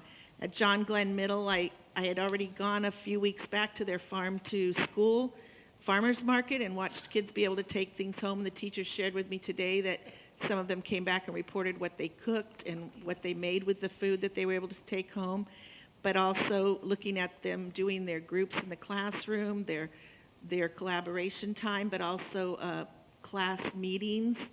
And again, the climate there for having 1,100 kids, and they had one single lunch today because it was a shortened day. It was spread out and under the shade, and the kids were great. And I was able to see a lot of children that I taught from Earhart would come up to me. And lastly, I went to Kennedy School, and I could just tell in the classrooms the student relationships that were going on with the teachers. They'd worked a lot on building that class relationship, especially with the older kids, the 4th and 5th graders. I could see that was carried through the whole setting of the school, and was just really inspiring. And to go around to these schools, that is where the heart is, to see the kids. They are doing okay. They have their choice to wear their mask or not. They love it. They are just, thriving, and we take them from wherever they are and go from there. And that's what the best we can do, and everybody's focus is on that. A couple weeks ago, I was able to go to Oliphant, which I'd never been to, and took the tour there with with Mr. Oliphant and Superintendent Bailey, and I love the plan of that school, the way they were working on all their STEM and robotics and projects out in these huge hallways with LFD screens and just so much potential to have small groups doing all these things. So we have so many exciting things going on in our district, and tonight was a showcase of all the talent, and I just want to say that people can get out and see the schools and know that we are all working really hard, not me. The staff, the classified staff, the teachers, everybody is working really hard to make this a great place, and I'm just really proud to be a part of it. I'm not even going to name the other stuff we did because we all went to different places, and but the visiting kids is what I really enjoyed. That's my longest speech ever. Thank you. And so many of the activities that my fellow trustees mentioned, we all got a chance to go and partake. And I also was able to attend the academic awards from the Riverside County. They did an awesome ceremony where the kids from our high schools were able to go and be acknowledged for their academic endeavors. That was last night in the pretty windy weather, going all the way to Riverside, but that was amazing. And we are going to go ahead and move on to item 18, general functions, business services. There are 11 items in this business services. 6 of them are resolutions, which will be taken individually. Is there a motion to take items 18.7 through 18.11 as a group or individually?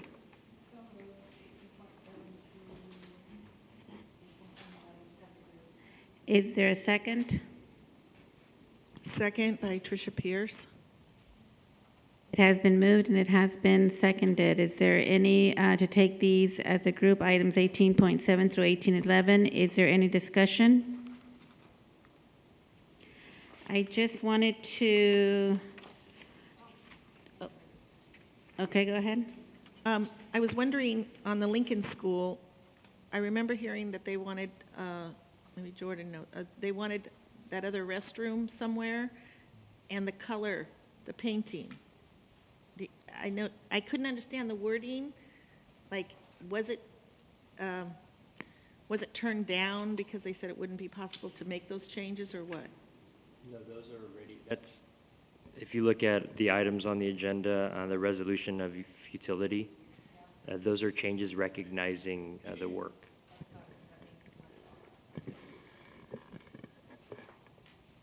I did want on item 18.7, if we go to that item, I did want to thank, 18.7 is a Citizens Bond Oversight Committee member appointment. I did want to thank Mr. Kim and Dr. Presser for taking up the challenge and becoming our appointees. I did want to thank them. Is there any other comment or discussion? No? Hearing none, calls for the question. All those in favor say aye. Aye. Aye. Aye. Any opposed?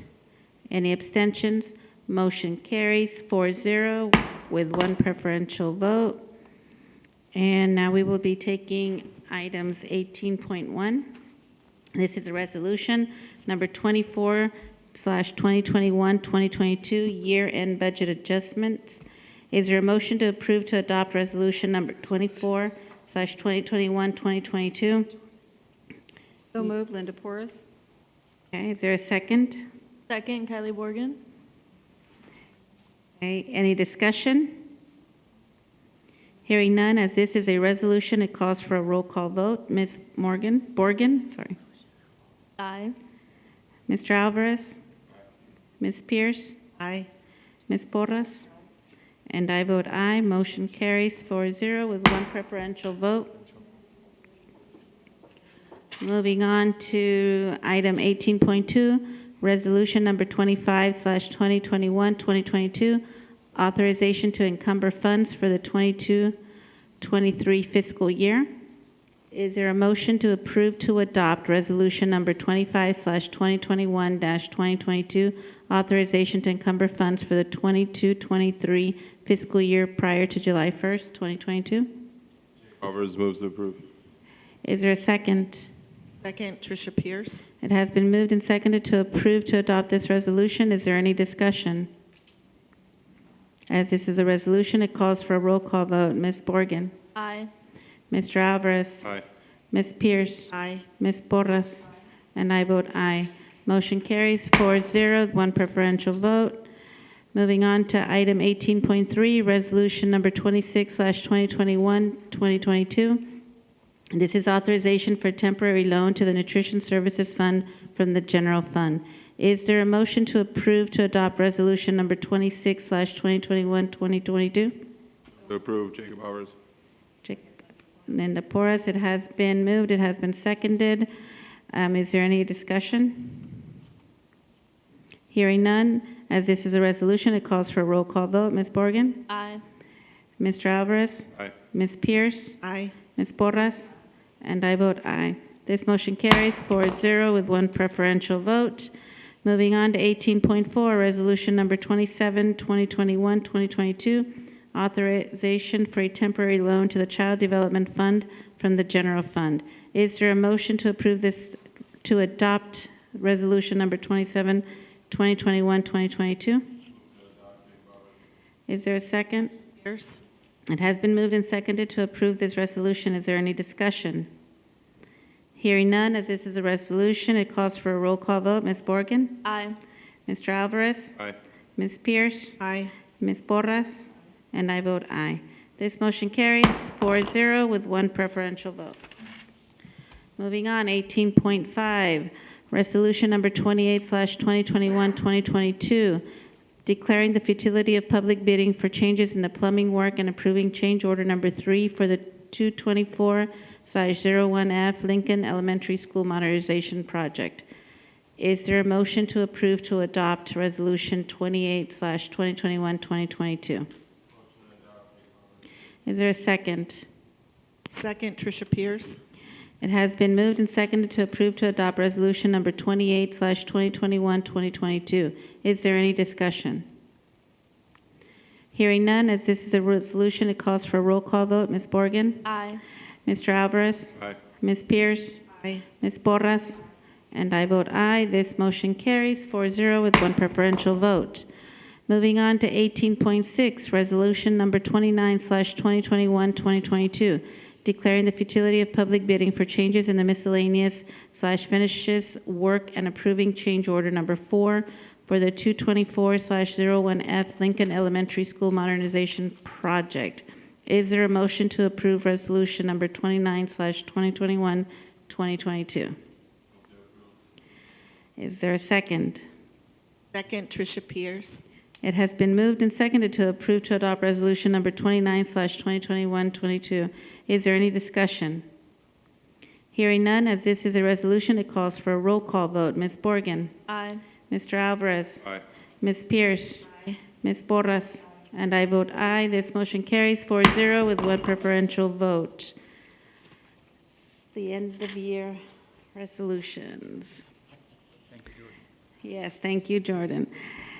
Item number 19, General Functions Educational Services. There are 5 items in General Functions Education Services. Is there a motion to take items 19.1 through 19.5 as a group or individually? Is there a second? Second, Tricia Pierce. It has been moved and seconded to take General Functions Educational Services items 19.1 through 19.5 as a group. Is there any discussion? I actually would like to have Dr. May Volmer speak about the process of approving a textbook adoption. Just kind of give us just a brief overview, just so that everybody knows what goes into this process. Absolutely. So brief overview is, so first of all, we look at the vendors that are approved a curriculum in the state of California that can be adopted. We have those vendors come out and do presentations. We have representation from the school sites come and listen to the presentations. Then those are sent out to the school sites so that all the teachers can look at the curriculum and have a voice in the process. At the same time, they're on display, and a notice is sent out that we're participating in a textbook adoption. So those materials are here at the district office for the public to come in and view with forms that they can fill out and leave comments, giving feedback to the process. Then a vote is cast for which book is the preference. In this case, it's our elementary science curriculum, so a vote from the teachers is cast. That then goes to the curriculum council for review, and the curriculum council makes a recommendation, which is what you're seeing this evening. So there was a process. It was Absolutely. a lengthy process because these items have to be piloted as well. Oh yeah, I think we started in November, if I'm correct. Started the whole process in November. And I know that they've been sitting in the hallway Yes, for they have. quite a while, as I see it as I come in every month for the meetings. Okay. And I think I do Mr. have a question / Okay. comment. Is there a particular reason why we wouldn't provide, like, say, for instance, if this is a book that is for high school, the high schools that are going to take on this book, is there a reason why we wouldn't have one displayed at those schools? They are. Those are sent out to the schools for the teachers to preview and look at. Yeah, yeah. The more we get that out Yes, and people absolutely. understand, it's like, oh, well, I have to go all the way down to the district to do that, and that, you know what I'm saying? Oh, it I see just what you're helps saying. in terms of transparency. Everyone knows that whoever it's getting affected, that there's one on school site. Okay, I see what you're saying. Yeah, they actually, so for that purpose, they're sent to the school site for the teachers to preview. We don't advertise that they're on display at the school sites, to your point. We do advertise that they're on display here at the district office to come and look at. So would that be something that we would be interested as a group to have them actually displayed at the school site for parents to look at?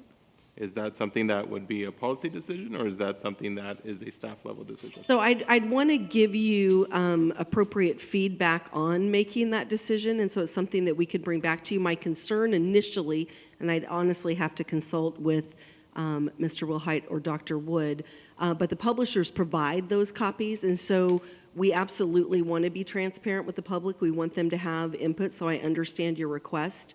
I believe they only give us limited copies, so we want the teachers to be able to preview them as well and give us their expertise opinion, and we want the community to be able to look at it and give any feedback that they would want to as well. So I wouldn't want to hinder the teachers' ability to look at it and do an effective evaluation because they were on display for the public. So I don't know if we'd have to work with the publishers and see if they'd be willing to send us additional copies than what they normally do. Elementary, my experience has been that, you know, if I have the second grade level one, that's in the second grade area, and all of us get together at even our grade level meetings, and we preview them and look at That's them. correct. And that it would be hard to have access in the schools for the parents to come in and get to see them there, and having this one centralized location where they can see all of the grade levels, all the K-5 at one time, I think is excellent, because they all know, hey, I don't have to go to this hallway to see a third grade level and my kid in fifth. I think the centralized location does leave it open, and they can come and look at it any time. Where at the school it might be harder to get to, and they're more at access for the teachers to really get into. But that's just my thought. Thank you. Any other comments or questions? Hearing none, calls for the question. All those in favor say aye. Aye. Any opposed? Any abstentions? Motion carries 4-0 with one preferential vote. Moving on to item 20, General Functions Personnel Services. There are 4 items in General Functions Personnel Services. Item 20.1 is a resolution and will be taken individually. Is there a motion? And we have canceled out item 20.2. Is that correct? Is there a motion to take items 20.3 and 20.4 as a group or individually? Motion as a group, Tricia Pierce. It has been moved and seconded to take general function personnel items number 20.3 to 20.4 as a group. Is there any discussion? Yes, I would just like to say that I'm happy to see that classified substitute salary schedule hourly rate has increased for our paraeducators, our nutrition service subs. That has not been modified in years. So it's an awesome, awesome thing. So anyway, glad to see that. Any other discussion? Yes, Jacob Alvarez. I'm glad to see that staff and as well as the union have worked well together to be able to bring this forward to us. I'm also happy to hear about the new hiring, well, I don't want to say new hiring practices, but the revamped hiring practices to put a more equal playing field amongst staff. Those things are very, from a staff perspective, very important, and it allows for them to feel more secure in that potential process. So I appreciate it, and I'm glad that both sides were able to come to a close and have a deal together, and especially it's a 3-year deal. So we do appreciate that as well. I do want to mention that negotiations is always difficult, and it's a long process. It's drawn out, and it takes both sides to meet in the middle, and I'm glad we've gotten there this year. And is there any other comments, questions? Hearing none, calls for the question. All those in favor say aye. Aye. Any opposed? Any abstention? Motion carries 4-0. And on to item 20.1, the resolution that we will be taking individually. This is resolution number 30/2021-2022, confidential employees longevity schedule. Is there a motion to approve to adopt resolution number 30/2021-2022? Is there a second? Second, Tricia Pierce. It has been moved and seconded to approve to adopt resolution number 30/2021-2022. Is there any discussion? Again, I'm excited about this because our confidential employees really deserve this, so, as all of us. But anyway, I just have to say that. So that's Thank you. Any other comments or questions? Hearing none, as this is a resolution, it calls for a roll call vote. Mr. Alvarez? Aye. Ms. Pierce? Aye. Ms. Borras? And I vote aye. This motion carries 4-0. Moving on, general functions 21. Item 21, student support services. We have one item. Amend independent contractor agreement with LA Speech Pathology. Is there a motion to approve to amend the independent contractor agreement with LA Speech Pathology? To approve, Kylie Borgen. Is there a second? It has been moved and seconded to approve to amend the independent contractor agreement with LA Speech Pathology. Is there any discussion? I do have one comment, maybe for Ms. Fisher. Sure. Having heard the one public comment, I'm wondering, and I know that's an area of need for speech pathologists, how are we doing with, with our need to contract out for these services in order to service the children? How are we doing with the hiring of the speech pathologist in our district? If we wanted to not have to hire out, how many would we need to hire? Well, I can tell. Okay. Yeah. Yes. In collaboration with Dr. Hyde and with personnel, that is one of the job positions that are hard to fill everywhere and in very high demand. So they do have the $10,000 incentive that recruitment is utilizing right now. Many of the vacancies or the teletherapy that we're using is kind of looked at people either that need the extra help, people that are out on maternity leave. We've got some that have been injured. We have some early retirement, and a couple that have left.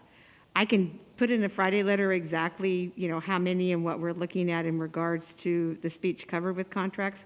We would much prefer to have our own district SLPs.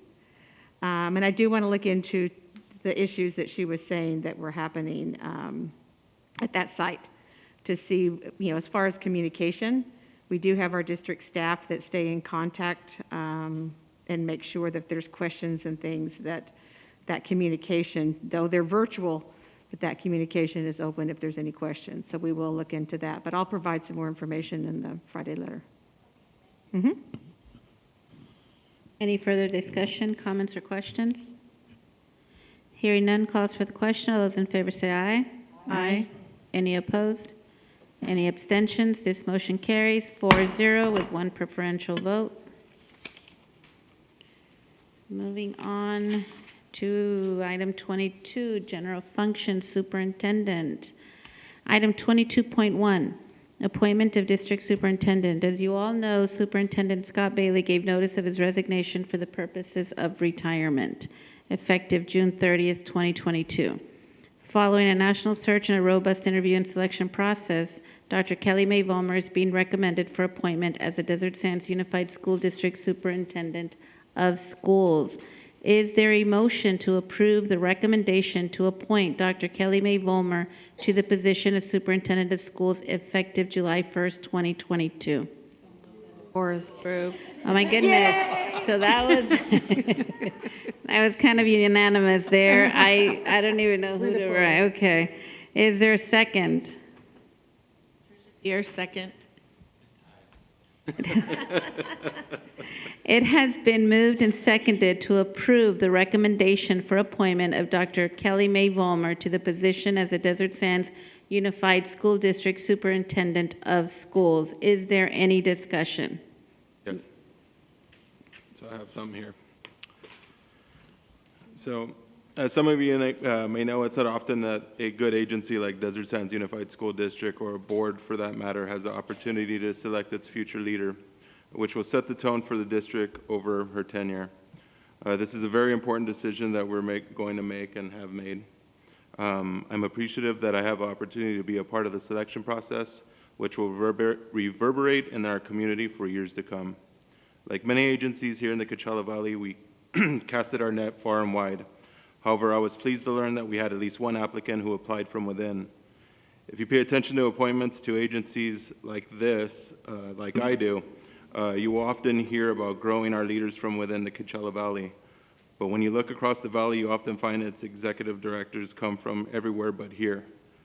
Being from here shouldn't make you an automatic selection, but if you've done the right things, invested in yourself, your community, and your agency, you should be given a fair shot. After all was said and done, Dr. Mae Vollmer touched on matters that I thought were important and is the best pick amongst the presented applicants. Not only will she hit the ground running, she is well respected in the community and amongst her colleagues. Dr. Mae Vollmer can lead this district and build upon what we believe, or I believe, is DSUSD excellence. I hope this election will ease any of staff's concerns from the top to the bottom, and I believe Dr. Mae Vollmer, I have to work on that, will bring stability and continuity to this organization. Thank you. Ms. Bergen, do you have a comment? Just exciting to see all this. Thank you so much. Thank you. Ms. Pierce? I, too, was privileged to go through the selection process and through the interviews that we did conduct, and it was obvious at the end that you would be the best fit without any doubt, and I look forward to your leadership here in Desert Sands. I know that you have, your heart is based here, and you're vested in everybody, and you work so well with others and have such a good relationship with people that I think it's just great to have you on board as superintendent after June 30th. Yes. Horace?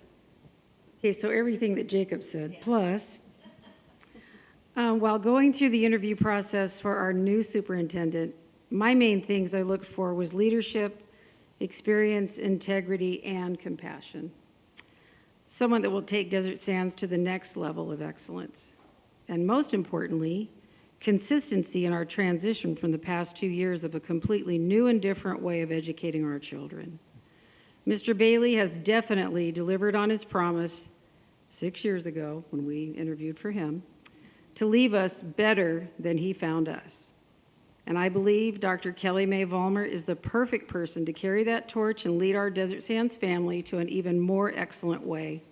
Plus, she already knows our district, so she can step right in. Congratulations, Dr. Kelly Mae Vollmer, and I look forward to working with you as our new superintendent. Thank you. Wendy Jonathan could not be here today, but I do have her statement, which I'll be reading. Hiring a superintendent for the district is one of the most important things we do as school board members.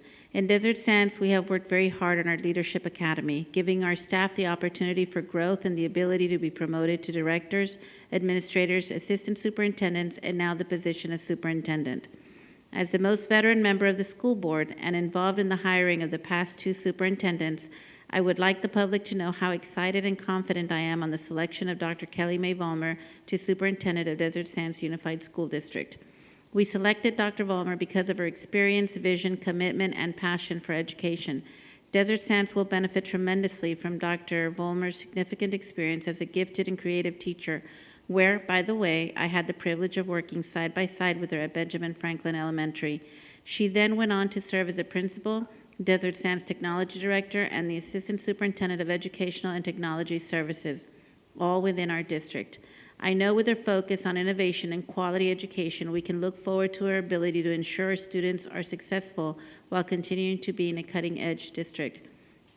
I am confident she will continue to be inspired by the amazing and talented students, teachers, administrators, and support staff. I also have full confidence that our parents, community members, policymakers, nonprofit and foundation members, and friends are ready to assist her in her new role as superintendent. Although I am unable to attend tonight's meeting, I wanted the public to know that I look forward to collaborating with Dr. Vollmer and continuing with the successes of our students and programs at Desert Sands Unified School District. We are in great hands. That is Ms. Jonathan's statement. Superintendent Bailey, did you have a comment?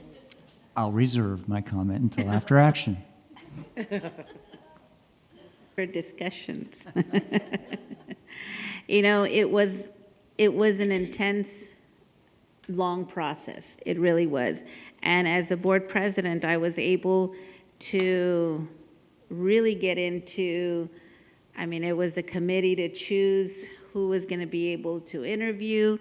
And it was interesting to see how Dr. May Vollmer's resume and her list of accomplishments and awards measured up to everybody else, and it was amazing. So, hearing no other comments or discussions, calls for the question. Yes, yes, 1,000 times yes. All those in favor say aye. Aye. Any opposed? Any abstentions? This motion carries 4-0.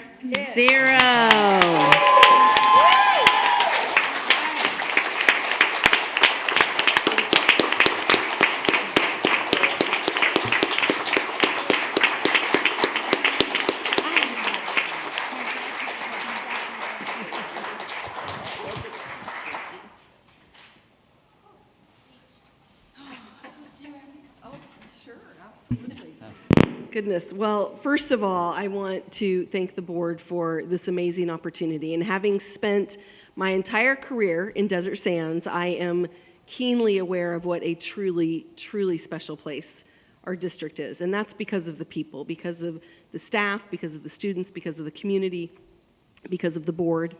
And I know I have big shoes to fill. But I'm very, very excited as we move forward to really work with all of our educational partners, with the board, with our parents, with our community, with our staff, and with our students to make sure that we continue to offer the very best educational opportunities to each and every one of our students. So thank you. Thank you. Mr. Bailey.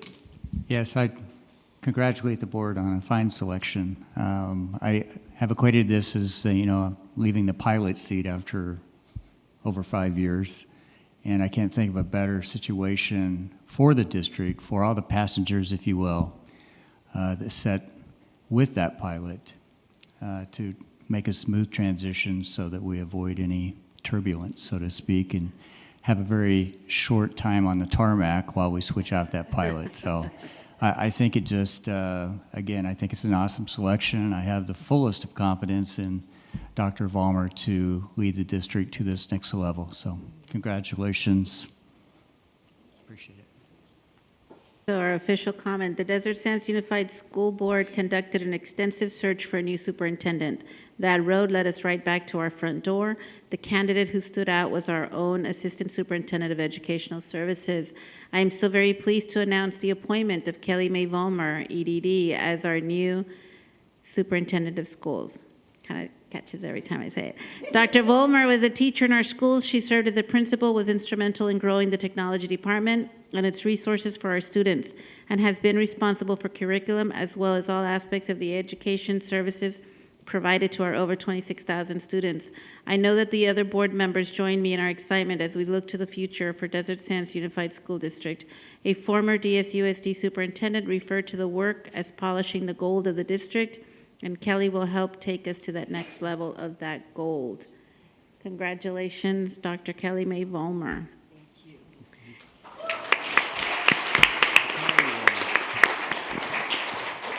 And now, moving on to the business part of the appointment, item 22.2, the contract of employment for district superintendent. It is recommended that the board approve the contract of employment for Dr. Kelly Mae Vollmer to the position of superintendent effective July 1st, 2022. The proposed contract contains the following terms. 1, the term of employment is 3 years with a starting base salary of $282,000. 2, health and welfare benefits consistent with the terms and conditions provided to other certificated management employees. 3, a $250,000 term life insurance policy. 4, a TSA or retirement contribution of $2,000 per year. 5, Desert Sands Unified School District shall make the ordinarily required contributions and deductions for STRS, unemployment insurance, workers' compensation, etc. Is there a motion to approve the contract for employment for Dr. Kelly Mae Vollmer to the position of superintendent effective July 1st, 2022? Is there a second? Second, Tricia Pierce. It has been moved and seconded to approve the contract of employment for Dr. Kelly Mae Vollmer. Is there any discussion? Congratulations. If there is no further comments or discussions, hearing none, calls for the question. All those in favor say aye. Aye. Aye. Any opposed?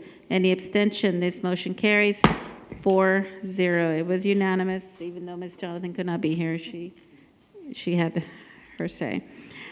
Item 23, consent item student matters, Superintendent Bailey. Yes, I have 2 items actually from agenda closed session 3.1. Tonight in closed session, the board took action to approve expulsion number 2122-49. Also stipulated expulsion number 21/22-50. This motion, or these motions, I should say, were presented by Mrs. Porras with a second by Mr. Alvarez. Motion carried 4-0 with 1 absent. Thank you.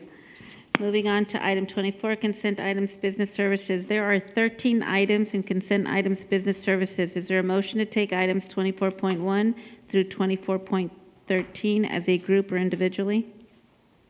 Motion to take 24.1 to 24.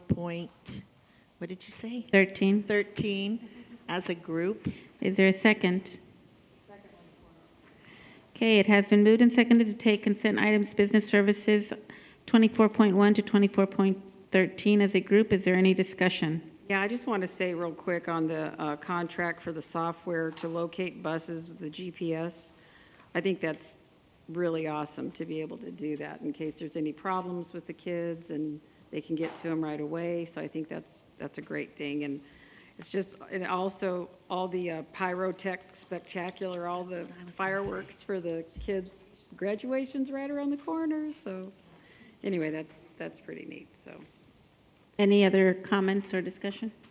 Now that she brings up the fireworks, given that it's one company and it's across several high schools, do we get a better deal for that?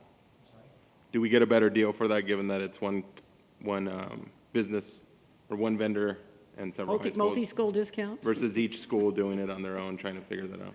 Yes, so that we have basically our primary insurance provider for property and liability requires that the board recognize that we are doing pyrotechnic events. But in addition to that, this is a supplemental insurance to that gives the district further protection for this graduation specifically. Any other comments or discussion? Hearing none, calls for the question. All those in favor say aye. Aye. Any opposed? Any abstention? This motion carries 4-0 with one preferential vote. Moving on to item 25, consent items, educational services. There are 9 items in consent items, educational services. Is there a motion to take items 25.1 through 25.9 as a group or individually? 5.1 to 25.9 as a group. Is there a second? Second, Kylie Morgan. It has been moved and seconded to take consent items, educational services, 25.1 through 25.9 as a group. Is there any discussion?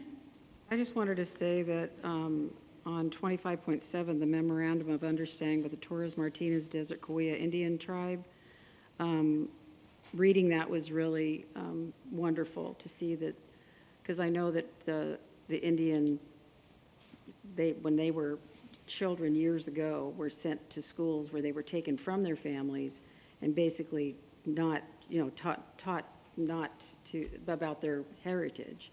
So I just think I feel like I'm stumbling over my words, but anyway, I just think it's pretty exciting that they're able to get back to really learning about what their heritage is about. So I think that's really great. Thank you. On that same topic, as our third grade curriculum always had the acknowledgement and learning of that Cahuilla Indians and how we used to go to the Living Desert and see the village there and experience what their village life was like. I love acknowledging the culture for the kids in our area. Thank you. Any other comments or discussion? Hearing none, calls for the question. All those in favor say aye. Aye. Aye. Any opposed? Any abstention? This motion carries 4-0 with one preferential vote. Moving on to item 26, consent items, personnel services. There are none.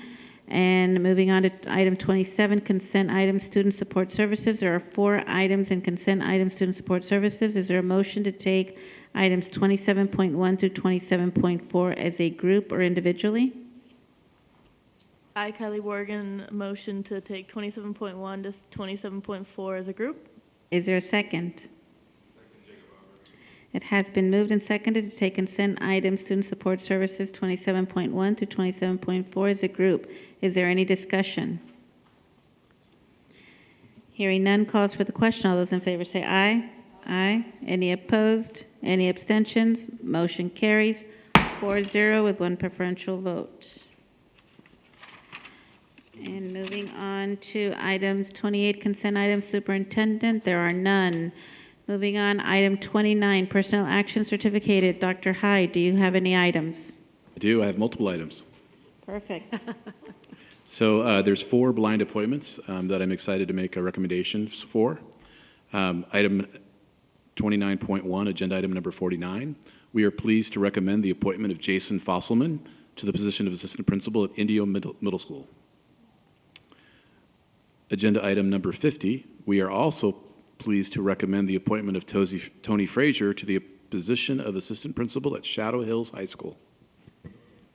The third item, agenda item number 51, we are pleased to recommend the appointment of Ashley Nunez to the position of educational psychologist. And last but certainly not least, agenda item number 52, we are pleased to recommend the appointment of Anna Kuznick to the position of prevention and intervention psychologist. Thank you. As this item deals with personnel, our student board member will not be voting. Is there a motion to approve item 29.1, certificated personnel? Is there a second?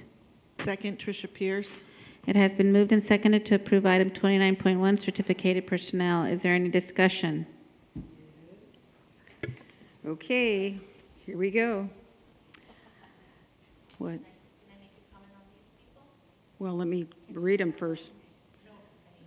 What people? Oh, sure. I just want to say I taught with Jason Fosselman when he came to this district with his terrible towel from Pittsburgh in his first grade class, and he was very young, and he still looks the same, but he's got a lot more knowledge, and I think he's an excellent pick for AP over at Indio Middle. And I also want to congratulate the other appointments that were made tonight. So these are our retirees, people that are retiring. Diane Auer, from Monroe Elementary. She has 38 years of service. Mr. Scott Bailey, Superintendent, years of service with Desert Sands is 5 years, but overall you've had more years than that, so 32 years. Deborah Baltes, Jackson Elementary, years of service 8. Timothy Burcham, Palm Desert High School, 26 years of service. Lori Coonrad, La Quinta High School, 5 years. Deborah Hoffman, Van Buren Elementary, 24 years. Carrie Isbell, Educational Services, 31 years. Laura Johnson, La Quinta High School, 18 years. Tracy Kaler, Glen Middle, 36 years. Carol Langenbraun, Palm Desert High School, 26 years. I hope I didn't massacre her name. Susan Lemus, La Quinta High School, 22 years. Esmeralda Long, Eisenhower CLC, 16 years. Joseph Martin, Palm Desert High, 5 years. Diana Miller, Kennedy Elementary, 11 years. Kara Moon, Earhart Elementary, 13 years. Patrick Moon, Madison Elementary, 21 years. He was a principal and he went back into the classroom. Judith Norman, Glen Middle for 32 years. Marianne Ray, Monroe Elementary, 30 years. Karen Reeser, Kennedy Elementary, 25 years. And Patricia Rice, Patty Rice, Kennedy Elementary, principal, 28 years. And Laura Spradlin, La Quinta Middle, 15 years. Judith Ann Stapleton, Truman Elementary, 9 years. And Henry Viveros, I went to high school with him, Horizon, 27 years. So that is all of the retirement for certificated. That is, so for certificated, that is 471 years of educators. So that's amazing. I bet, Mr. Bailey, you feel every one of those 471 years after these past 2 years. Right. I think the comment I want to make is congratulations to everybody for getting to the finish line. And I think, Mr. Bailey, you came to Desert Sands and you're leaving it in a much better place than when you got here. And I know Dr. Vollmer's going to take that forward, as it was stated earlier. Okay. So any other comments or discussion? Hearing none, calls for the question. All those in favor say aye. Aye. Aye. Aye. Any opposed? Any abstentions? Motion carries 4-0. And moving on to item 30, personnel actions classified. Dr. Hyde, do you have any items? Okay. Item 30.1. As these items deal with personnel, our student board member will not be voting. Is there a motion to approve item 30.1, classified personnel? Is there a second? Second, Jacob Alvarez. It has been moved and seconded to approve item 30.1, classified personnel. Is there any discussion? Yes, I have 2 retirement. Mary Seha from Jackson Elementary, retirement after 23 years of service as a library specialist. And Rebecca Greenberg, Monroe Elementary, custodian, retirement after 24 years of service. So that is 25 years, with a grand total of all of our retirement years is 518 years. So congratulations, and as Gary Tomac would say, for making it to the finish line. Any further comments? Hearing none, calls for the question. All those in favor say aye. Aye. Aye. Any opposed? Any abstention? Motion carries 4-0. Item 31, call out closed session action. Superintendent Bailey. Thank you, President Conover. I have 2 items related to closed session agenda item 3.2. In closed session, on a motion by Mr. Alvarez, seconded by Mrs. Porras, the board took action to accept the suspension of classified employee number 245740, paraeducator, under the progressive disciplinary procedures. The motion carried 4-0 with 1 trustee absent. Second item In closed session, on a motion by Mrs. Poor, seconded by Mrs. Pierce, the Board of Education took action to dismiss classified employee number 262490 custodian under the progressive disciplinary procedures and directed staff to provide notice of its decision in accordance with the collective bargaining agreement. This motion carried 4-0 with one trustee absent. That's it. Thank you. Item 32, suggestions for future agendas that receive at least 3 votes. Ms. Borgen. Thank you. Mr. Alvarez. Nothing at this time, thank you. Ms. Pierce. Ms. Porras. Yes, I would like to recommend that we have a special item added to our next agenda to invite the Oliphant family and friends to honor and celebrate Dick Oliphant's retirement from the DSUSD Builders Corp. Mr. Oliphant has had a positive and a tremendous influence in our community for several years, and I would like for us to have the opportunity to show our appreciation to him. Have 3 yeas. Yes. All right, thank you. And moving on to item 33, announcements. The next regularly scheduled meeting of the Board of Education will be on Tuesday, May 3rd, 2022 at 7 p.m. at the District Education Center Boardroom at 47950 Dune Palms Road, La Quinta, California. Item 34, we do not need to reconvene to close session. You have one question? What's your question? My question is, when do you think that they will approve the volunteers that have been, I mean, I know there's a huge backup, but can some be approved and released to go into schools? I've been asked that at a lot of sites. Yeah, great question. We are in the process of processing applications now.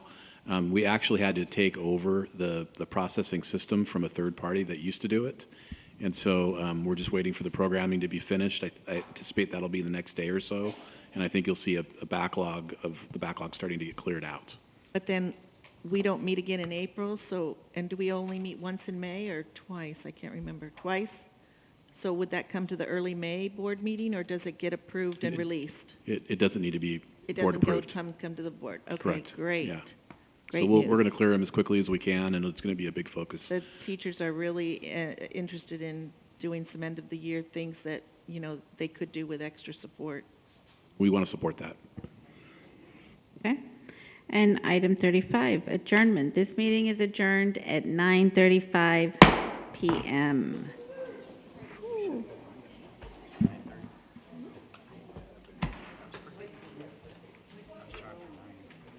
Oh my gosh. Yeah, I've been in a city council meeting until 1 a.m.